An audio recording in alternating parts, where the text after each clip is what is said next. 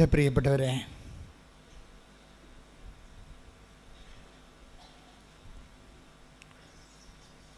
ഉടമ്പടിക്ക് 2 ലക്ഷ്യങ്ങളുണ്ട്.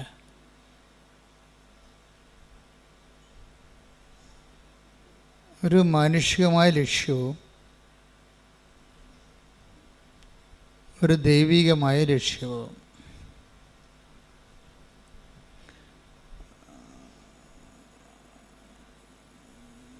ഉടമ്പടി ഒരു ലൈറ്റ് വെയ്റ്റായിട്ട് പെട്ടെന്ന് ഒരു എയർ ലിഫ്റ്റ് വരാനുള്ള പ്രധാനപ്പെട്ട ഒരു ഉപാധി എന്ന് പറയുന്നത്, അതിന് നമ്മൾ സൂത്രം, ടെക്നിക്ക് എന്ന് പറയുന്നത്, ഈ ദൈവ ഇഷ്ടം കൂടുതൽ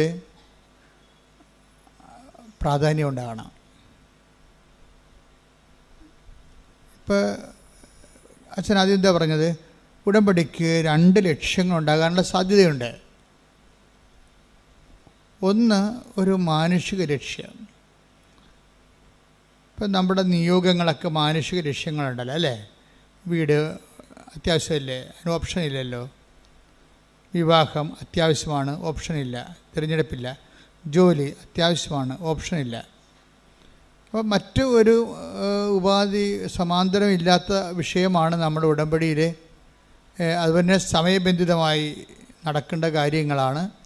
മറ്റു ബാധ്യതകളില്ല, മറ്റൊരു ഓപ്ഷനില്ല, മറ്റൊരു ചാൻസ് ഇല്ല, തിരഞ്ഞെടുപ്പില്ല.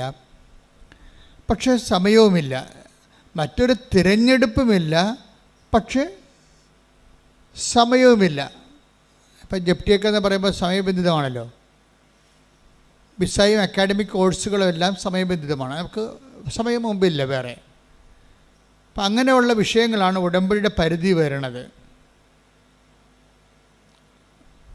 അതാണ് എൻ്റെ മാനുഷികമായ ലക്ഷ്യം എന്ന് പറയണത്. ഇനി ഇതിന് തന്നെ മാനുഷിക ലക്ഷ്യം എന്ന് പറയുന്നത് മാനുഷികമായ നിയോഗങ്ങളാണ് ഉദ്ദേശിക്കുന്നത്. നമ്മൾ വെക്കുന്ന പ്രാർത്ഥന ആവശ്യങ്ങൾ. ഇത് ലിഫ്റ്റ് ചെയ്യാൻ കുറച്ച് സമയമെടുക്കും. ചില വിഷയങ്ങളിൽ നമ്മൾ നിയോഗത്തിൽ വെച്ചാൽ ലിഫ്റ്റ് ചെയ്യാൻ, അത് ദൈവത്തെ കൊണ്ട് അഡ്രസ്സ് ചെയ്യിക്കാൻ ചില നിയോഗങ്ങൾക്ക് കുറേ സമയമെടുക്കും. അതിൻ്റെ കാരണം അതിൽ ദൈവത്തിന് മാർജിനൊന്നും ഇല്ലാത്തത് കൊണ്ടാണ്. വളരെ തന്ത്രപരമായിട്ട് വേണം ഉടമ്പടി ചെയ്യാൻ. അല്ല ഓടി വന്ന് വല്ലതൊക്കെ എഴുതിയിട്ട് കഴിഞ്ഞാൽ യൂദാസുവിൻ്റെ പെട്ടി കൊണ്ടുപോയി എഴുതിയിടുന്ന പോലെ ഇരിക്കും.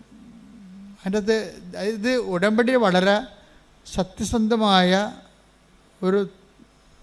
അതിൻ്റെ ഒരു ടെക്നിക്കാലിറ്റീസ് പഠിക്കണം. അതിൻ്റെ അകത്ത് നമ്മൾ ഓരോ നിയോഗം വെക്കുമ്പോൾ അതിൻ്റെ മാർജിൻ എന്താണെന്ന് നോക്കണം. എല്ലാ ബിസിനസ്സിനും അതിൻ്റെ മാർജിനില്ലേ? അല്ലെ പിന്നെ ആരാണ് ബിസിനസ് ചെയ്യാൻ പോണത്? അതുപോലെ തന്നെ ഇതിനും ദൈവമായിട്ടൊരു ബിസിനസ് അല്ലെങ്കിൽ ഇതൊരു ആധ്യാത്മിക വിനിമയമാണല്ലോ. ഈ വിനിമയത്തിൽ മാർജിൻ എന്താണ്? ദൈവത്തിന് അതിൻ്റെ അകത്തുള്ള ലാഭം എന്താണ്? ആ ദൈവത്തിന് അതുകൊണ്ട് എന്താ പ്രയോജനം? അത് വളരെ തന്ത്രപരമായിട്ട് നമ്മൾ ധ്യാനിച്ച് മനസ്സിലാക്കേണ്ടതാണ്. ഈ ദൈവത്തിൻ്റെ പ്രയോജനങ്ങളെ ഇനി മനുഷ്യന്മാരുടെ ആധ്യാത്മിക നിലവാരം അനുസരിച്ചുകൊണ്ട് ഡിസേൺമെൻറ്റ് ചെയ്യാൻ ചിലർക്ക് ഇത്തിരി സമയം മതി, ചിലർക്ക് ഒത്തിരി സമയം വേണം. അതായത് നമ്മളൊരു വിഷയം ഉടമ്പടി വെച്ചു. ആ ഉടമ്പടി വെക്കുന്ന വിഷയം നമുക്ക് പ്രധാനപ്പെട്ടതാണ്. നമുക്കതിന് വേറെ ഒരു ഓപ്ഷൻ അതിനകത്ത് ഇല്ലതാനും. പക്ഷെ അങ്ങനെ വരുമ്പോൾ ഇതിൽ എന്താണ് ദൈവത്തിന് ഇതിൻ്റെ അകത്തുള്ള പ്രയോജനം? അതൊരു പ്രധാനപ്പെട്ട വിഷയമാണ്. ഇതിൻ്റെ അകത്ത് എന്താണ്? അപ്പോൾ എല്ലാത്തിനും നിങ്ങൾ ഒരു ഗ്യാരണ്ടി ചെയ്യേണ്ടത് interest of God in the covenant, ആ ഇൻറ്റൻഷൻസ് നിങ്ങൾ ഗ്യാരണ്ടി ചെയ്യണം. ആദ്യം ഞാൻ എന്തുകൊണ്ട് ഇങ്ങനെ സംസാരിക്കണമെന്ന് ചോദിച്ചു കഴിഞ്ഞാൽ, ലക്ഷക്കണക്കിന് സാക്ഷ്യങ്ങളെ ഞാൻ അനലൈസ് ചെയ്യും. എത്ര വർഷമായി ഉടമ്പടി അമ്മ 2016 തന്നത്.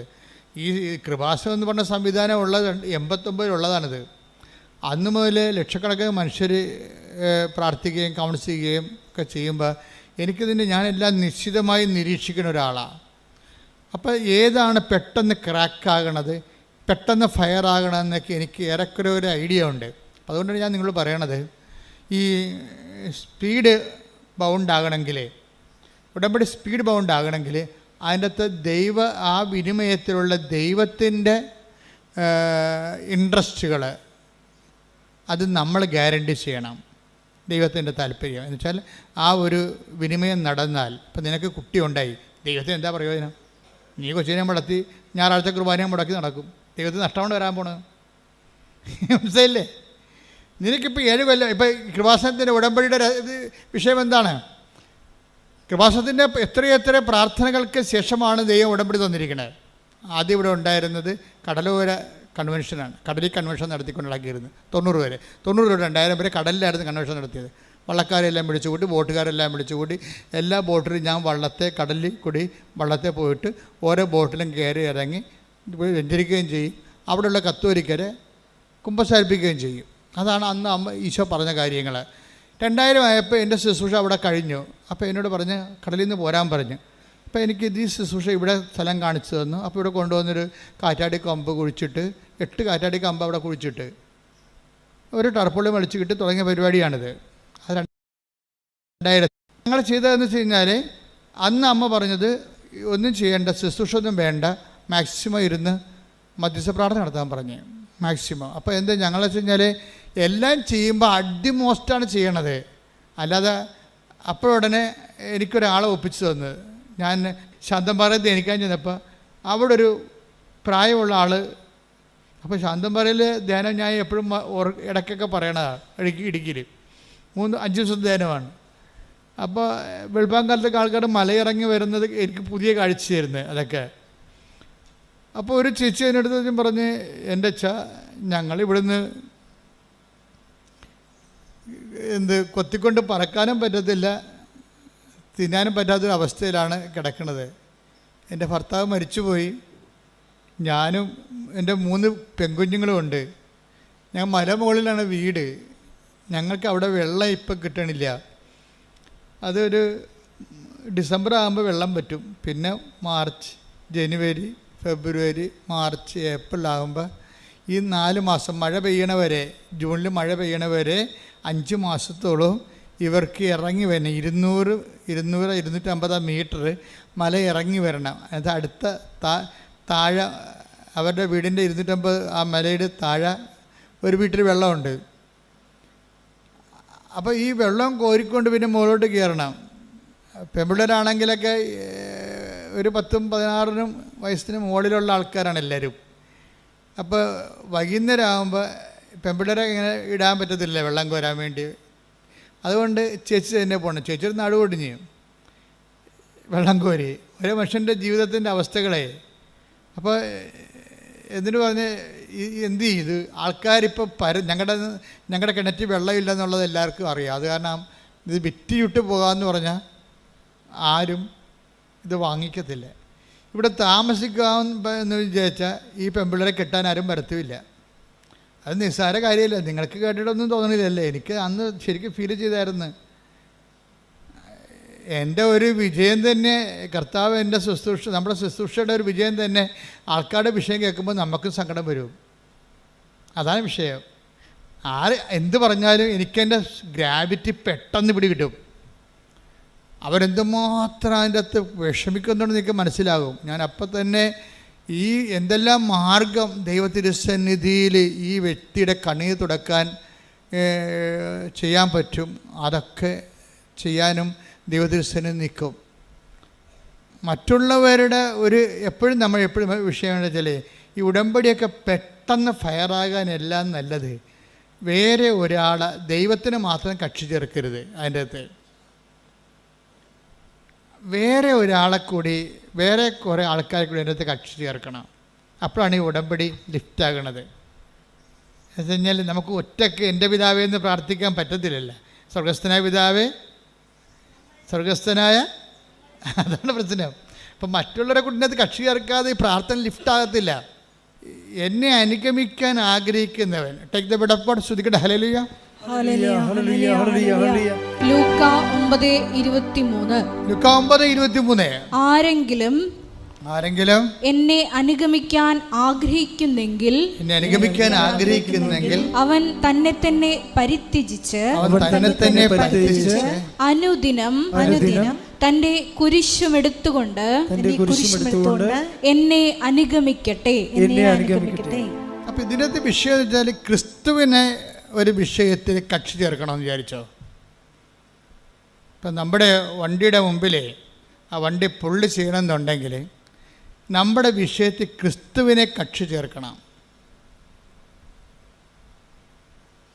അപ്പം ക്രിസ്തുവിനെ കക്ഷി ചേർക്കണമെങ്കിൽ ആദ്യം ഒന്ന് യേശു ക്രിസ്തു ആണെന്ന് അറിയണം.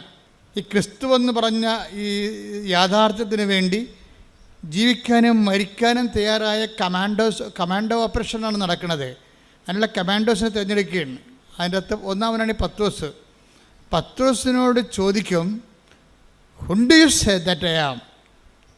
ഞാൻ ആരാണെന്നാണ് നിങ്ങൾ പറയുന്നത്? നിങ്ങൾക്കറിയണമല്ലോ ഇയാൾ ആരാണെന്ന്. മറ്റുള്ളവരെന്ത് പറയണമെന്ന് പ്രശ്നമല്ല. മറ്റുള്ളവർ അങ്ങനെ പറയലും പറയും. ക്രിസ്തു റെവല്യൂഷണറിയാണ്, മതാചാര്യനാണ്, അങ്ങനെ എന്തും വേണമെങ്കിലും പറയാം. സാമൂഹ്യ പ്രവർത്തകനാണ്, അധ്യാപകനാണ്, ഗുരുവാണ്, ആനകൂന എന്നൊക്കെ പറയാം. ഒരു കഥയുമില്ല. ബേസിക്കായിട്ട് വാട്ട് ഈസ് ക്രിസ്തു? Whom do you say that I am? മറ്റുള്ളവർ പുസ്തകം വായിച്ചവരും കേട്ട് പറഞ്ഞവരും അല്ല. എൻ്റെ കൂടെ നടന്നിട്ടുള്ളവർ നിങ്ങൾ എന്താ പറയണത്? അതാണ് ഫോളോ മീ എന്ന് പറയണത്. അത് എന്നെ അനുഗമിക്കാൻ ആഗ്രഹിക്കുന്നവരാണല്ല നിങ്ങൾ. അപ്പം നിങ്ങൾ എന്നെ അനുഗമിക്കുന്ന നിങ്ങൾ എന്താണ് പറയണത്? അപ്പോൾ പത്രോസ് പറയണത്, പത്രോസിനത് വെളിപാടായിട്ടാണ് കിട്ടണത്. എന്താ പറയണത്? പത്രോസ് ശരിക്കും പറഞ്ഞാൽ കുറച്ച് കാര്യങ്ങൾ അറിയാം, കുറച്ച് കാര്യങ്ങൾ അറിയത്തില്ല. ക്രിസ്തു സംഭവങ്ങളിൽ എപ്പോഴും വരണ വിഷയം, എപ്പോഴും നിങ്ങൾ ക്രിസ്തുവിനെ എന്നെ മുഴുവനായി നമുക്ക് കുറച്ച് കാര്യങ്ങൾ ക്രിസ്തുവിനെ അറിയാം, പക്ഷെ കുറച്ച് കാര്യങ്ങൾ അറിയത്തില്ല. അതുകൊണ്ട് തന്നെയാണ് ക്രിസ്തു എപ്പോഴും ഒരു പഠന വിഷയമായി, അന്വേഷണ വിഷയമായി മാറണത്. പത്രോസ് പറയും, പത്രോസ് എന്താ പറയണത്? നീ ക്രിസ്തുവാണ് എന്ന് എനിക്ക് ആന്തരികമായ ബോധ്യമുണ്ട്. എന്നുവെച്ചാൽ എൻ്റെയും ലോകത്തിൻ്റെയും പാപത്തിന് പരിഹാരമാകാൻ വേണ്ടി ദൈവത്താൽ നിശ്ചയിക്കപ്പെട്ട് മുദ്ര വെച്ച് അംഗീകാര മുദ്രയുള്ള ബലിവസ്തുവാണ് നീ. ദൈവത്തിൻ്റെ കുഞ്ഞാടാണ്. അതിൻ്റെ അകത്ത് എല്ലാം ഉണ്ട്. പക്ഷെ മനുഷ്യൻ ചെയ്ത പാപത്തിന് പരിഹാരം ചെയ്യാൻ മനുഷ്യന് പറ്റത്തില്ലല്ലോ. കാര്യം ദൈവത്തോടല്ലേ ചെയ്തത്. ക്രിസ്തുവിൻ്റെ മനുഷ്യാവതാരത്തിൻ്റെ രഹസ്യം എന്താണ്? ക്രിസ്തു എന്തുകൊണ്ട് മനുഷ്യരാകേണ്ട അവസ്ഥ വന്നു? കാര്യം മനുഷ്യനോട് ചെയ്ത പാപത്താണ് നമുക്ക് പരിഹരിക്കാം. ഇപ്പം കോടതിയൊക്കെ പരിഹരിച്ചില്ലേ? വണ്ടി ഇടിച്ച് മരിച്ചു കഴിഞ്ഞാൽ ശരി, അവന് എത്ര വയസ്സുണ്ട്, അവൻ്റെ പ്രൊഫഷൻ എന്താണ്, അവന് എത്ര മക്കളുണ്ട്, അവൻ്റെ പ്രായം എന്താണെന്നൊക്കെ നോക്കിയിട്ട് ജഡ്ജി പറയും, ശരി എന്നാൽ 5 ലക്ഷം രൂപ കൊടുക്ക്, അല്ലെങ്കിൽ 50 ലക്ഷം രൂപ കൊടുക്കാൻ പറയും. മനുഷ്യനോട് ചെയ്ത അപരാധത്തിന് കോടതി പരിഹാരമുണ്ട്. പക്ഷേ ഇത് പരിഹാരം അതല്ല. ദൈവം തന്ന കൽപ്പനകൾക്ക് എതിരെ ഒരാൾ പ്രവർത്തിച്ചാൽ അത് ദൈവത്തോട് തന്നെ ചെയ്യണതാണ്. മനുഷ്യൻ ദൈവത്തിൻ്റെ കൽപ്പനകൾ നിരാകരിച്ചു കഴിഞ്ഞാൽ പിന്നെ ദൈവത്തോട് ചെയ്ത് തെറ്റാവും. അപ്പോൾ മനുഷ്യനത് പരിഹരിക്കാൻ പറ്റത്തില്ല. മനുഷ്യന് പരിഹരിക്കാൻ പറ്റാ പിന്നെ ആരെങ്കിലും ഇത് പരിഹരിക്കണമല്ലോ. അതിനാണ് പരിഹാരമായിട്ടാണ് ക്രിസ്തു വരണത്. ആര്?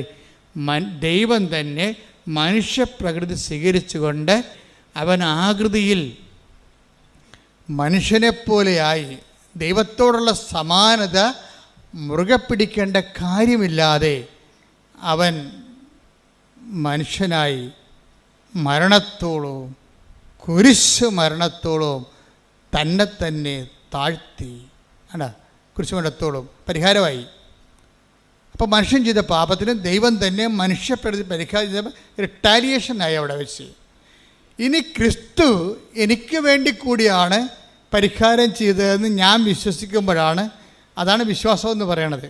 അല്ല എന്തെങ്കിലും വിശ്വാസമല്ല. അമേരിക്ക അവിടെ ഉണ്ടെങ്കിലും നിങ്ങൾ വിശ്വസിച്ചാലും ഇല്ലെങ്കിൽ നിങ്ങൾ കണ്ടിട്ടില്ലെങ്കിൽ നിങ്ങൾ വിശ്വസിക്കുന്നുണ്ട് അമേരിക്ക അവിടെ ഉണ്ടെന്ന്. അതുപോലെയുള്ള ക്രിസ്തുവിനെ ഞാൻ കണ്ടിട്ടില്ല എന്നെങ്കിലും ഞാൻ വിശ്വസിക്കുന്നു. ആ ഒരു വിശ്വാസം അല്ല നമ്മുടെ വിശ്വാസം എന്ന് പറയുന്നത്. നമ്മുടെ വിശ്വാസം എന്ന് പറയുന്നത് എന്താണ്? ക്രിസ്തു എനിക്ക് പകരക്കാരനായി പരിഹാരം ചെയ്തു. അവൻ്റെ പരിഹാരത്തിൽ ഞാൻ വിശ്വസിക്കുന്നു. അവൻ്റെ ആ പരിഹാരത്തിൽ ഞാൻ വിശ്വസിച്ച് കഴിഞ്ഞാൽ എൻ്റെ പാപങ്ങൾ ആ വിശ്വാസം കൊണ്ട് തന്നെ പരിഹരിക്കപ്പെടുന്നു. കൈയടിക്കട്ടെ, ശ്രദ്ധിക്കട്ടെ. അഭിഷേകമായി മനസ്സിലാക്കുവാൻ എന്റെ ഹൃദയത്തെയും എന്റെ അധരങ്ങളെയും അങ്ങയുടെ വിശുദ്ധ രക്തത്താൽ കഴുകണമേ. ആത്മാവേ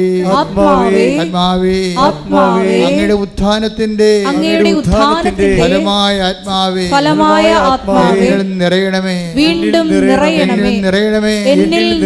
വിശ്വാസത്തിന്റെ മഹാരഹസ്യങ്ങളെ എനിക്ക് മനസ്സിലാക്കി തരണമേ. ക്രിസ്തുവിനെ സ്വീകരിക്കാൻ, ക്രിസ്തുവിന് വേണ്ടി ജീവിക്കാൻ, നാമത്തെ പ്രഖ്യാപിക്കാൻ അഭിഷേകം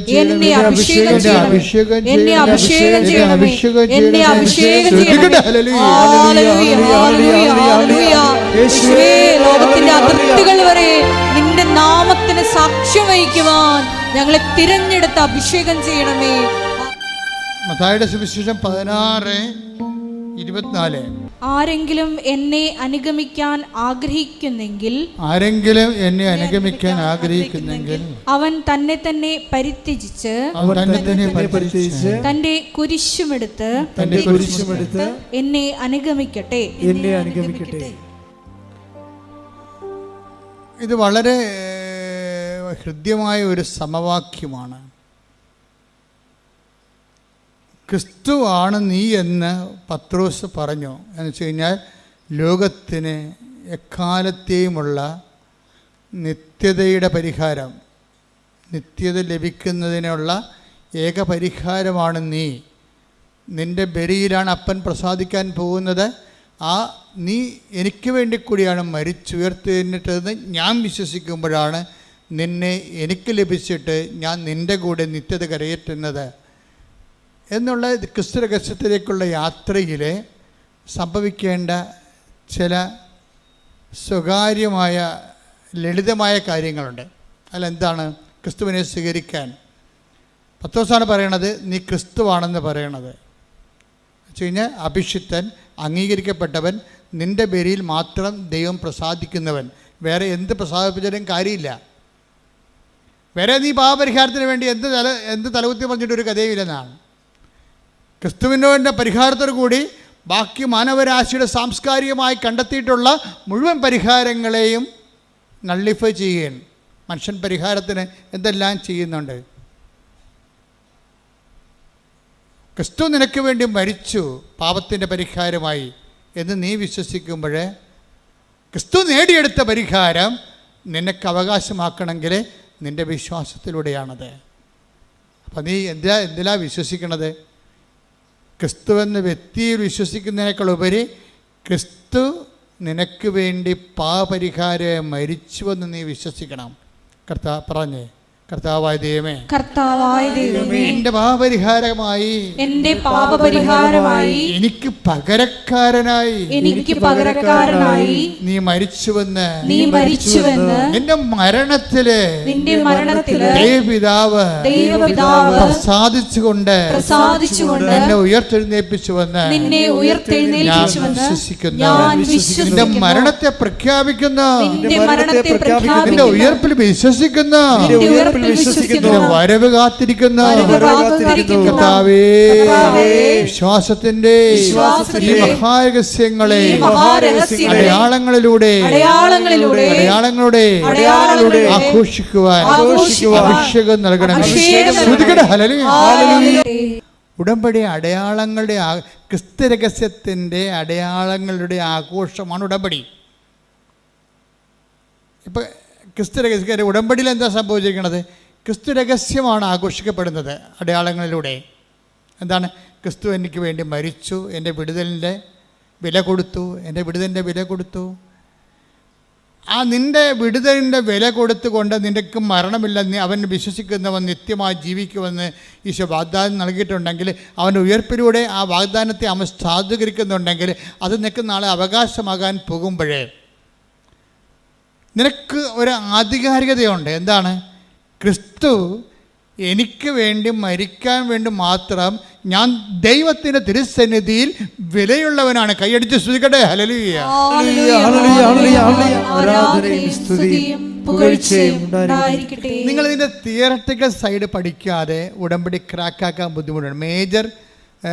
മേജർ മിറക്കിൾ സംഭവിക്കത്തില്ല.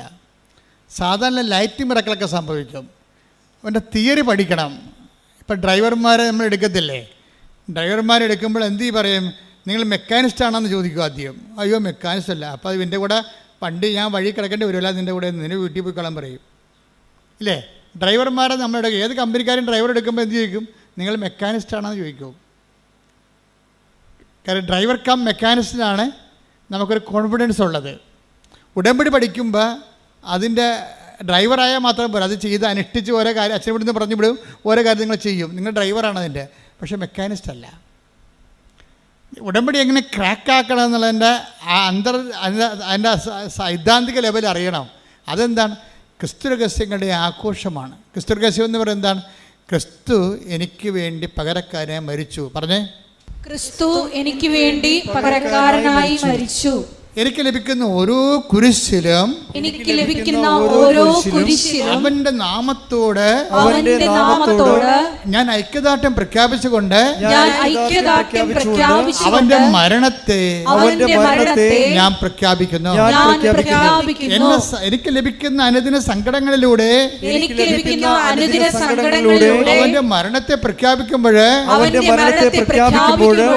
മരണത്തെ പ്രഖ്യാപിക്കുന്നവർക്ക് അവനോടുകൂടി മരിക്കുന്നവർക്ക് അവന്റെ മരണം വാഗ്ദാനം ചെയ്യുന്ന അവനോടുകൂടിയുള്ള നിത്യജീവിതത്തെ ഞാൻ പ്രഖ്യാപിക്കുന്നു, പ്രത്യാശിക്കുന്നു. ശ്രുതികട ഹല്ലേലൂയ, ഹല്ലേലൂയ, ഹല്ലേലൂയ, ഹല്ലേലൂയ, ഹല്ലേലൂയ. യേശുവേ നന്ദി. ഹല്ലേലൂയ, ഹല്ലേലൂയ, ഹല്ലേലൂയ. നീ എനിക്ക് വേണ്ടി മരിക്കും. നീ എനിക്ക് വേണ്ടി ഉയർത്തി നിൽക്കും. നീ എനിക്ക് വേണ്ടി പാപപരിഹാരമാകും. കാര്യം നീ ക്രിസ്തുവാണ്. ഈ ക്രിസ്തു രഹസ്യത്തെ പ്രഖ്യാപിക്കുമ്പോൾ അത് പകുതിയോളം വെളിപാടാണ് പത്രോസിന്. അപ്പോൾ ഈശോ പറഞ്ഞുകൊണ്ട് ശമയോൻ പറഞ്ഞു, flesh and blood that reveals it is my father in heaven എന്ന് ഈശോ പറയുന്നുണ്ട്. എന്താ പറയണത്? ഈ ഇത്രയും നീ ക്രിസ്തുവാണെന്ന് പറഞ്ഞ അത്രയും കാര്യങ്ങളില്ലേ, അത് നീ പഠിച്ചതല്ല, നിന്നെ പഠിപ്പിച്ചതാണ്. നീ അത് പഠിച്ചതല്ല, അത് നീ പഠിപ്പിച്ചതാണ്. ആരാണ്? എൻ്റെ സ്വർഗസ്ഥനായ പിതാവ്. ദൈവവേദനേ, നിന്നെ ക്രിസ്തുവിനെ പഠിക്കണമെന്നുണ്ടെങ്കിൽ നിനക്ക് ദൈവപിതാവിൻ്റെ സഹായം വേണ്ടി വരും. പ്രാർത്ഥിക്കുക, കർത്താവേ അങ്ങേ പിതാവിന്റെ സഹായത്താൽ പത്രോസിനെ പോലെ അങ്ങേ പഠിക്കാനുള്ള വെളിപാടിന്റെ ദൈവസ്നേഹത്താൽ എന്നെ അഭിഷേകം ചെയ്യണമേ. ശ്രദ്ധിക്കട്ടെ,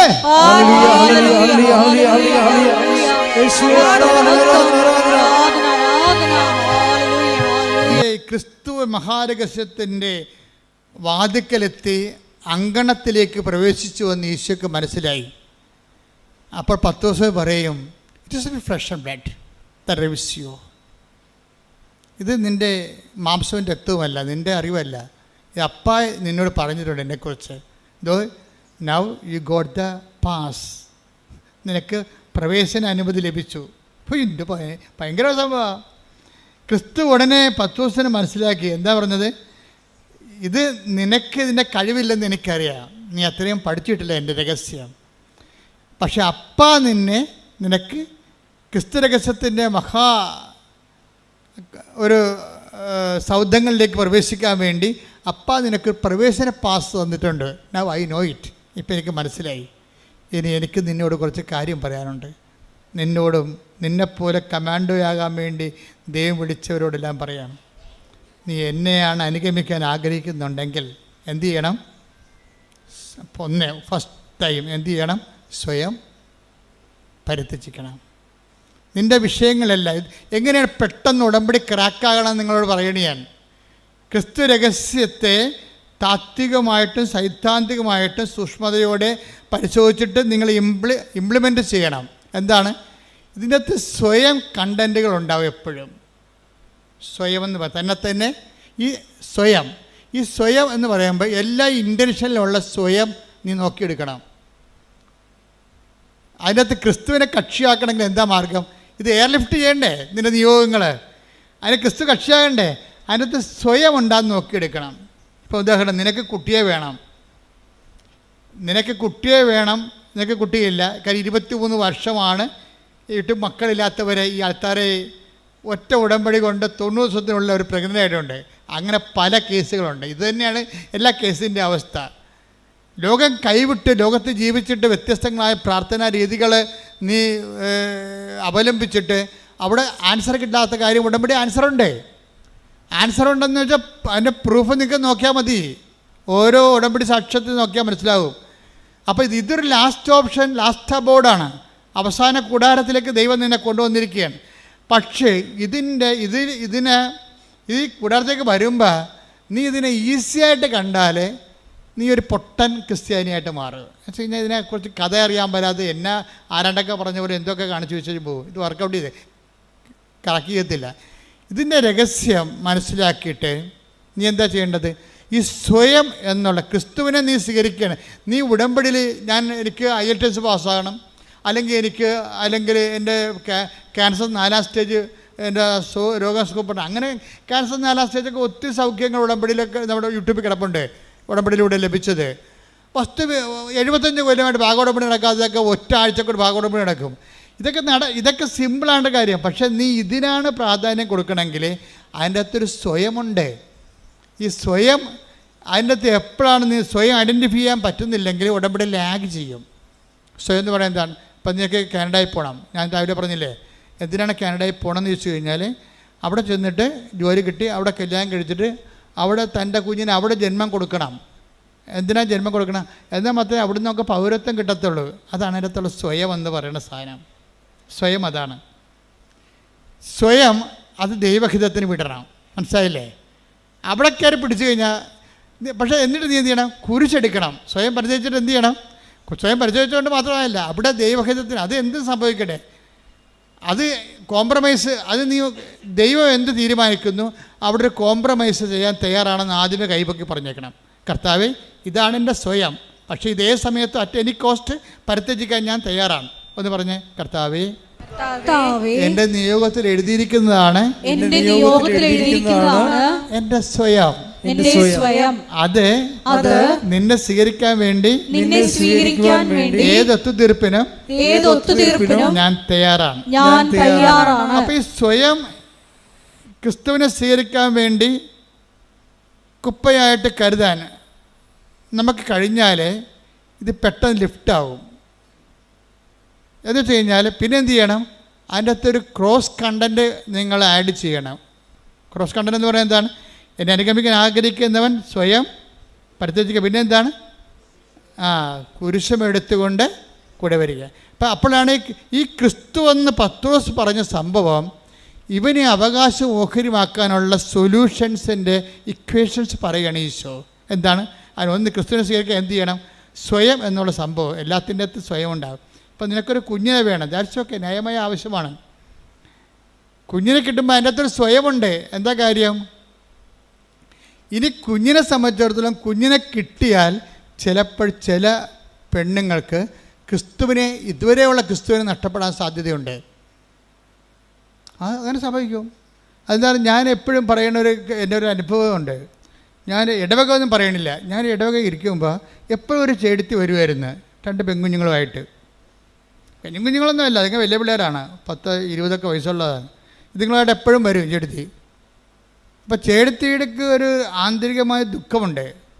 അപ്പോൾ അത് എൻ്റെ മനസ്സിൽ പലപ്പോഴും ഫീൽ ചെയ്തിട്ടുണ്ട്. ഇവരുടെ സംസാരം സ്കാൻ ചെയ്യുമ്പോൾ എപ്പോഴും ഇവരുടെ ആന്തരികമായ ദുഃഖം എനിക്ക് മനസ്സിലായിട്ടുണ്ട്. കാര്യം വെച്ചാൽ ഈ പെൺപിള്ളേരൊക്കെ 2 കല്യാണം കഴിപ്പിച്ച് വിടും. പിന്നെ തനിക്ക് ഒരു കൊച്ചില്ലല്ല എന്നുള്ള ഒരു ദുഃഖം ഇവർക്കുണ്ട്.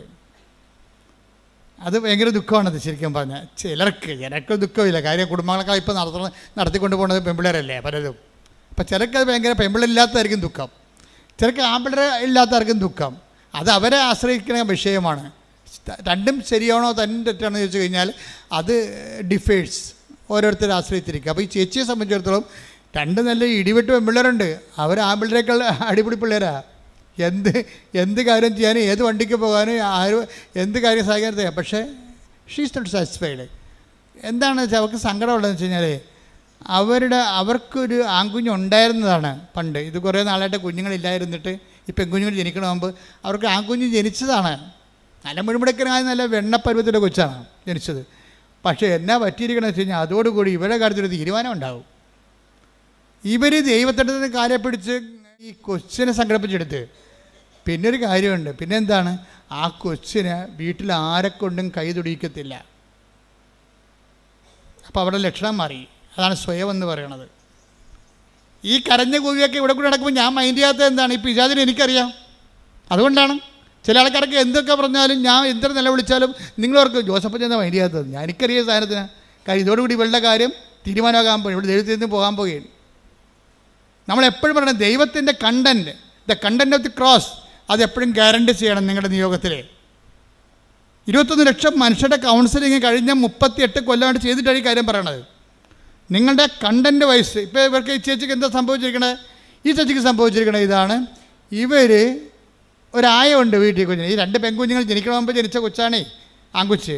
ഈ വീട്ടിൽ ഒരു ആയുണ്ട്. ആയ കുഞ്ഞു ഉറങ്ങി വരുമ്പോൾ ഇവർ ആദ്യത്തെ കുർബാന, ഈ ചേച്ചി ആദ്യത്തെ കുർബാനക്ക് വരും. ആദ്യത്തെ കുർബാനക്ക് വന്നിട്ട് ഇതാ ദൈവത്തിൻ്റെ കുഞ്ഞാടെന്ന് പറഞ്ഞ് അച്ഛൻ കുർബാന ഉയർത്തുമ്പോൾ തന്നെ ഇവർ മാഞ്ഞു പോകും. പള്ളിയിൽ നിന്ന് മായാവി പോണ പോലെ ചെടുത്ത് മാഞ്ഞു പോകും. എന്താ കാര്യം എന്നറിയാമോ, അവർക്ക് കൊച്ചുണരണ സമയം അറിയാം. കൊച്ചുണരണ സമയം അറിയാം. എന്താണ് കാര്യം, ഇതാണ് ടൈം. ഒരു 7:15 പരുവത്തിലുള്ള ടൈമിനാണ് കൊച്ചു ഉണരണത്. ആ ഉണരുമ്പോൾ ആ പണ്ടാരം ആ കുഞ്ഞിനെ നോക്കാൻ നിർത്തിക്കണം. അവളെ കയറി അവരെ കൊച്ചിനെ എടുക്കും. വാവോ വാവോ എന്നൊക്കെ പറഞ്ഞുകൊണ്ട് നിലവിളിക്കുമ്പോൾ ആ കുഞ്ഞ് വിചാരിക്കും ഇവളാണ് അമ്മയെന്ന്. അപ്പോൾ താൻ ഔട്ടാകാതിരിക്കാൻ വേണ്ടി കുഞ്ഞ് ഉണരണ കർത്താവ് വിട്ടുവെച്ച് ഇവൾ 4 കാലം വീണ് വീട്ടിൽ പോയി കുഞ്ഞിനെ എടുക്കും. കുഞ്ഞിനെ എടുക്കണമെങ്കിൽ ഇവളെ കുഞ്ഞിനെ എടുക്കും. എത്ര കൊല്ലമായി, ഒരു 3 കൊല്ലത്തോളം ഇതുതന്നെ ഒരു കലാപരിപാടി. കുഞ്ഞിനെ ബാക്കി ആർക്ക്, അവളുടെ ഭർത്താവിന് വരെ അവിടുത്തെ വേലക്കാരത്തി ഭക്ഷണം കൊടുത്ത് അവൾക്കൊരു പ്രശ്നമില്ല. പക്ഷേ കുഞ്ഞിനെ കൊണ്ട് ഭക്ഷണം എടുപ്പിക്കത്തില്ല. ഇതാണ് സ്വയം എന്ന് പറഞ്ഞ സാധനം. പിടിയ അറ്റാച്ച്മെൻറ്റ് എന്ന് പറഞ്ഞ സംബന്ധം നിസ്സാരമല്ലേ. അത് ആരോടെ, വീട്ടുകാരുടെ ആയാലും ശരി, അമ്മയുടെ ആയാലും ശരി, അപ്പനോടായാലും ശരി, അതായത് ക്രിസ്തുവിനെ നിർത്തിക്കൊണ്ട് വേറൊരു അറ്റാച്ച്മെൻറ്റിന് നമ്മൾ തയ്യാറായാൽ പിന്നെ ക്രിസ്തുവിനെ നിങ്ങൾ അവിടെ നോക്കേണ്ട കാര്യമില്ല. അതെപ്പോഴും നമ്മൾ ശ്രദ്ധിച്ചേക്കണം. ഇത് വളരെ വളരെ ബുദ്ധിപൂർവ്വം അവധാനതയോടുകൂടി ശാസ്ത്രീയമായി ആധ്യാത്മിക ശാസ്ത്രമനുസരിച്ച് സൂക്ഷ്മതയോടെ പഠിച്ച് കൈകാര്യം ചെയ്യേണ്ട വിഷയമാണ്. എന്താ അത് ഈ എല്ലാ വിഷയവും അങ്ങനെ വരും. ഇപ്പം നിങ്ങൾ കല്യാണം കഴിച്ചു, അപ്പോൾ നിങ്ങൾക്ക് കുഞ്ഞ് ജനിക്കണം, അല്ലെങ്കിൽ ഒരു ഭർത്താവ്. അപ്പോൾ നിങ്ങൾക്ക് ഭർത്താവിനൊക്കെ സങ്കല്പമുണ്ട്, ഭർത്താവിനെ ഞാൻ അങ്ങനെ സ്നേഹിക്കും, ഭർത്താവിനെ ഇങ്ങനെ സ്നേഹിക്കും, ഇങ്ങനെ ഓരോ സങ്കല്പങ്ങൾ ഉണ്ടാക്കി എടുക്കും. നിങ്ങൾക്ക് വീട് വേണം, വീട് വെച്ചതിന് ശേഷം നിങ്ങൾക്ക് അവിടെ ഡ്രോയിങ് റൂം വേണം, വർക്ക് ഏരിയ വേണം, വർക്ക് ഏരിയയിൽ ഒരു കബോർഡ് വേണം. അതിനെല്ലാം ഞങ്ങൾക്ക് ഐഡിയ. വീട് വെക്കാൻ നേരത്ത് ദൈവത്തെക്കുറിച്ച് നിങ്ങൾ ചിന്തിക്കുന്നതിനേക്കാൾ കൂടുതലാണ് നിങ്ങളുടെ കിച്ചൻ്റെ വർക്ക് ഏരിയയെക്കുറിച്ച് നിങ്ങൾ ചിന്തിക്കണത്. അത് ദൈവത്തെ അറിയാമല്ലോ, അതല്ലേ പ്രശ്നം.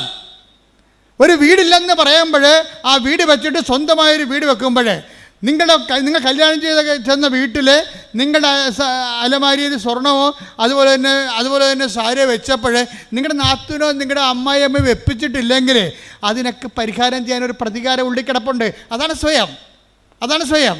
നീ ഒരു വീട് വെക്കുമ്പോൾ എണ്ണി ഇവളൊക്കെ എന്നോട് കാണിച്ചതിന് ഇവിടെ മുമ്പിൽ ഞാൻ സമാധാനം ചെയ്യും. അതാണ് സ്വയം, ഈ വീടിൻ്റെ സംഭവം. ഒരു വീട് ചെയ്യുമ്പോൾ നിൻ്റെ ഉള്ളിലൊരു സ്വയം ഉണ്ടാവും. അത് മിക്കവാറും ദൈവത്തിനെതിരായിരിക്കും. ഇപ്പോൾ ഇവരുടെ സ്വയം എന്താണ്, വെണ്ണക്കുഞ്ഞിനെ അതുപോലെ വളർത്തി അവളുടെ അടിമയായി അവളുടെ സ്വരം കേട്ട് മാത്രം ഉറങ്ങുകയും അവളുടെ സ്വരം കേട്ട് ഉണരുകയും അവളുടെ സ്വരം മാത്രം തിരിച്ചറിയുകയും ചെയ്യുന്ന കുഞ്ഞായിട്ട് തന്നെ മാറ്റുകയാണ്. പാല് ഈ തള്ള മാത്രമേ കൊടുക്കത്തുള്ളൂ, വേറെ ആരും കുഞ്ഞിനെ കൊണ്ട് പാലെടുപ്പിക്കത്തില്ല. ഇപ്പം എന്നാ പറ്റിയിരിക്കണമെന്ന് നോക്കിയേ, 2.5 കൊല്ലം അത് ജീവിച്ചാ കൊച്ചി. 2.5 കൊല്ലം കഴിഞ്ഞപ്പോൾ വെറുതെ ചത്തുപോയി ആ കൊച്ചി. അതെന്താ വെറുതെ ചത്തുപോകാൻ കാര്യം? ഞാൻ ചോദിച്ചു, എന്തെങ്കിലും വെറുതെ ചത്തുപോയത്? അതെ, കുഞ്ഞിൻ്റെ കരളിൽ പാലിൻ്റെ പാട കെട്ടിയെന്ന്. പാല് മാത്രമേ കൊടുക്കത്തുള്ളൂ, കളർ വെക്കാൻ വേണ്ടി പൊന്ന് വരച്ച് കൊടുക്കും, പാലും കൊടുക്കും, പോരെ പരിപാടി. അപ്പോൾ കളറും വെക്കും, മിനുക്കം ഉണ്ടാകും കൊച്ചിനെ മിനുക്കിയിട്ട് എൻ്റെ കൊച്ചാണെന്ന് പറഞ്ഞ് പള്ളിയിലൊക്കെ കൊണ്ടുനടക്കാനാണേ. അപ്പോൾ എല്ലാവരും പറയാം, താടിക്കാൻ നല്ല കുഞ്ഞാണ്, നല്ല തിളക്കമുള്ള കുഞ്ഞാണെന്ന് പറയും. അതിനു വേണ്ടി ഇതാണ് സ്വയം എന്ന് പറയണത്. നമ്മൾ ഓമനത്വത്തോടു കൂടി എന്തിനെ നോക്കിയാലും അത് സ്വയമായി മാറും. ഈ സ്വയം ഏത് സമയത്തും വെച്ചൊഴിയാനും സമർപ്പിക്കാനും നമ്മൾ തയ്യാറാകുകയും അതുകൊണ്ട് മാത്രം ഈ സംഭവം നടക്കത്തില്ല. പിന്നെ എന്താണ്, ഒരു കുരിശ് ഇതിനകത്ത് നമ്മൾ അക്സെപ്റ്റ് ചെയ്യുകയും ചെയ്യണം. നിങ്ങളുടെ എല്ലാ നിയോഗങ്ങളിലും ഒരു കുരിശുണ്ടാകണം. ഇന്നലെ ഇവിടെ ഒരു സാക്ഷി ഒരു മോള് പറഞ്ഞ്, അവളെന്താ പറഞ്ഞെന്നറിയാമോ, എനിക്ക് വലിയ കാശൊന്നുമില്ല, IELTS OIT ഒക്കെ പഠിക്കാനോ ഇനിയും തോറ്റാലൊക്കെ വീണ്ടും എഴുതി കൊടുക്കാനൊക്കെ എൻ്റെ കാശില്ല. അപ്പം ഞാൻ കർത്താവിനൊരു കാര്യം പറഞ്ഞിട്ടുണ്ട്, നീ എന്നെ ഒറ്റ ജയിപ്പിക്കലേക്കാണ്ട് ജയിപ്പിച്ചതാ, നിന്നോട് ഞാനൊരു കുരിശെടുത്ത കാര്യം പറയാം. എന്താ കുരിശ്? ഈ കാശ് OIT എഴുതാൻ കാശില്ലാത്ത പിള്ളേരെയില്ലേ, അവരെ ഞാൻ തിരക്ക് നടന്ന് പിടിപ്പിച്ചിട്ട് അവരെ ഞാൻ പഠിപ്പിച്ചോളാം. അവരെ കാശ് മുടക്കാതെ തന്നെ പഠിപ്പിച്ചിട്ട് ഞാൻ പരീക്ഷ എഴുതിക്കൊള്ളാം. എന്താണ്? ആ ഒരു കുരിശാണ് എടുക്കുന്ന സാധനം. ക്രിസ്തുവിനെ സ്വീകരിക്കുമ്പോൾ വേറെ ഒരു കുരിശ് നമ്മൾ അക്സെപ്റ്റ് ചെയ്യണം. ഇപ്പോൾ ചിലർക്ക് ജെറോം പഠിക്കാൻ പറ്റത്തില്ല, ചിലർ ഭയങ്കര കാഴ്ചയായിരിക്കും. അപ്പോൾ ഒരാൾ ചിലർ പറയും, ഞാൻ പഠിപ്പിച്ചാൽ നിന്നെ, നീ പഠിക്കണ്ട, നീ 5 പൈസ മുടക്കണ്ട, നീ ഞാൻ പറഞ്ഞ പോലെ പഠിച്ചാൽ മതി. അതാണ് അത് കുരിശെടുക്കുക. വെച്ചാൽ മറ്റുള്ളവരുടെ, നമുക്ക് കുരിശെന്ന് പറഞ്ഞാൽ എന്താണ്, നമുക്ക് പ്രത്യേകിച്ച് പ്രോഫിറ്റബിൾ ഒന്നുമില്ലാത്ത ഒരു വ്യക്തിയോ ഒരു വിഷയമോ ആണ് കുരിശെന്ന് പറയണത്. എന്താണ് കുരിശെന്ന് പറയണത്? നമുക്ക് നേരിട്ട് ഫലമില്ലാത്ത ഒരു കുരിശ്, ഒരു വ്യക്തിയോ ഒരു വിഷയമോ ആണ് കുരിശെന്ന് പറയണത്. അപ്പം നമ്മൾ ക്രിസ്തുവിനെ രഹസ്യത്തിലേക്ക് പ്രവേശിക്കുമ്പോൾ പിന്നെ എന്താണ്, പത്രോസിനോട് പിന്നെ അടുത്ത വേദപാഠം പറഞ്ഞു കൊടുക്കുകയാണ്. അടുത്ത വേദപാഠം, നീ ക്രിസ്തുവാണെന്ന് അതിൻ്റെ പ്രവേശന അനുമതി കിട്ടിക്കഴിഞ്ഞപ്പോൾ പിന്നീട് അവനിപ്പോൾ എൻട്രൻസല്ലേ കിട്ടിയുള്ളൂ. പത്രോസിൻ്റെ എൻട്രൻസ് ടെസ്റ്റായിരുന്നു ഇന്ന് നടന്നത്. പത്രോസ് എൻട്രൻസ് പാസ്സായി. അപ്പോൾ ഈ പറഞ്ഞ് എൻട്രൻസ് പാസ്സായ കാര്യമല്ല, സിലബസ് വരുന്നുണ്ടെന്ന് പറയും. പിന്നെ സിലബസ് പഠിപ്പിക്കാൻ തുടങ്ങി. തുടങ്ങിയപ്പോൾ പുള്ളി പറഞ്ഞു, എനിക്ക് പഠിക്കാൻ പറ്റത്തില്ല, നീ പഠിക്കേണ്ട, ഇത് നമ്മൾ രണ്ടും കൂടി പഠിക്കാതിരുന്നാൽ മതി എന്ന് പറഞ്ഞു. എന്താ, മനുഷ്യപുത്രൻ ശത്രുകരങ്ങൾ ഏൽപ്പിക്കപ്പെടും, അതല്ലേ പറഞ്ഞത് ഇന്ന്. മാറ്റം നിർത്തി, ഇത് നീ ക്രിസ്തുവാണെന്ന് പറഞ്ഞപ്പോൾ തന്നെ എൻട്രൻസ് ഇവൻ പാസ്സായി. പക്ഷേ ഇവന് സിലബസ് പഠിപ്പിക്കാൻ തുടങ്ങിയപ്പോൾ എന്താ സിലബസിലുള്ള എന്താണ്, നമ്മൾ ജെറുസലേമിലേക്ക് പോവുകയാണ്, ഇവിടെ തന്നെ ചുറ്റവട്ടി കിടക്കുകയല്ല, നമ്മളൊരു യാത്രയിലാണ്, ജീവിതയാത്രയാണ്. ഈ ജീവിതയാത്രയിൽ നമ്മൾ ജെറുസലേമിലേക്ക് പോവുകയാണ്. ജെറുസലേം എന്ന് പറഞ്ഞാൽ എന്താണ്, നിത്യതയിലേക്ക് നമ്മൾ പോവുകയാണ്. നമ്മൾ നിത്യതയിലേക്ക് പോകുമ്പോൾ കുറച്ച് കാര്യങ്ങളൊക്കെ നമ്മൾ ശ്രദ്ധിക്കണം. നിത്യതയിലേക്കുള്ള വഴി പിന്നെ തുറന്നു പറയുകയാണ്. എൻട്രൻസ് പാസ്സായി കഴിഞ്ഞപ്പോൾ നിത്യതയിലേക്കുള്ള സിലബസ് വെക്കും ഈശോ. അതെന്താ സിലബസ്? എന്താ? എന്നെ അനുഗമിക്കാൻ ആഗ്രഹിക്കുന്നവൻ, നിത്യതയെ, ഈശോയുടെ ലക്ഷ്യം നിത്യതയല്ലേ. അപ്പം അനുഗമിക്കുക എന്ന് വെച്ച് കഴിഞ്ഞാൽ ആലപ്പുഴ വരെ പോകുകയല്ലല്ലോ. അപ്പം നിങ്ങളുടെ ഈ IELTS വരെയാണ് കാനഡയിൽ എത്തണ വരെ യേശുവിനെ അനുഗമിക്കാനാണെങ്കിൽ പണി കിട്ടാൻ സാധ്യതയുണ്ട്. സ്ലോ ആവും സാധനം.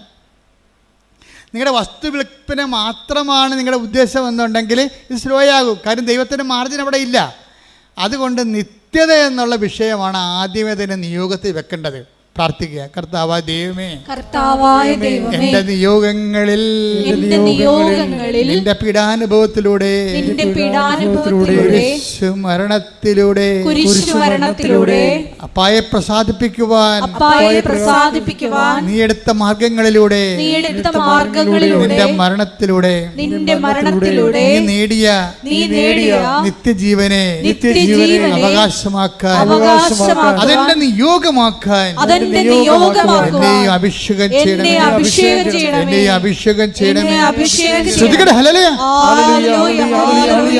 നമ്മൾ ജെറുസലേമിലേക്ക് പോവുകയാണ്. ആദ്യം തന്നെ ലക്ഷ്യം ഫിക്സ് ചെയ്യാൻ പറയും.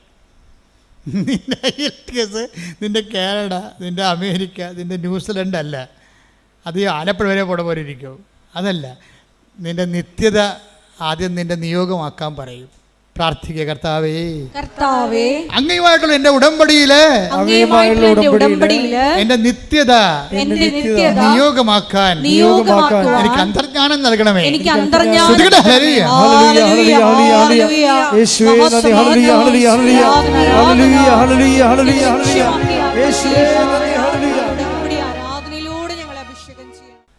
നിങ്ങളെ എൻകറേജ് ചെയ്തിരിക്കും. നിങ്ങൾ വിഷമിക്കുകയൊന്നും ചെയ്യരുത്. ഞാൻ ഇടയ്ക്ക് കുരിശൊക്കെ പറയുമ്പോൾ നിങ്ങൾ വിഷമിക്കരുത്. ഇതൊക്കെ സിമ്പിളായിട്ട് അനോയിൻറ്റിങ് കിട്ടിക്കഴിഞ്ഞാൽ എൻ്റെ ഭാരം ലഘുവാകുമെന്ന് ഈശോ പറഞ്ഞിട്ടുണ്ട്.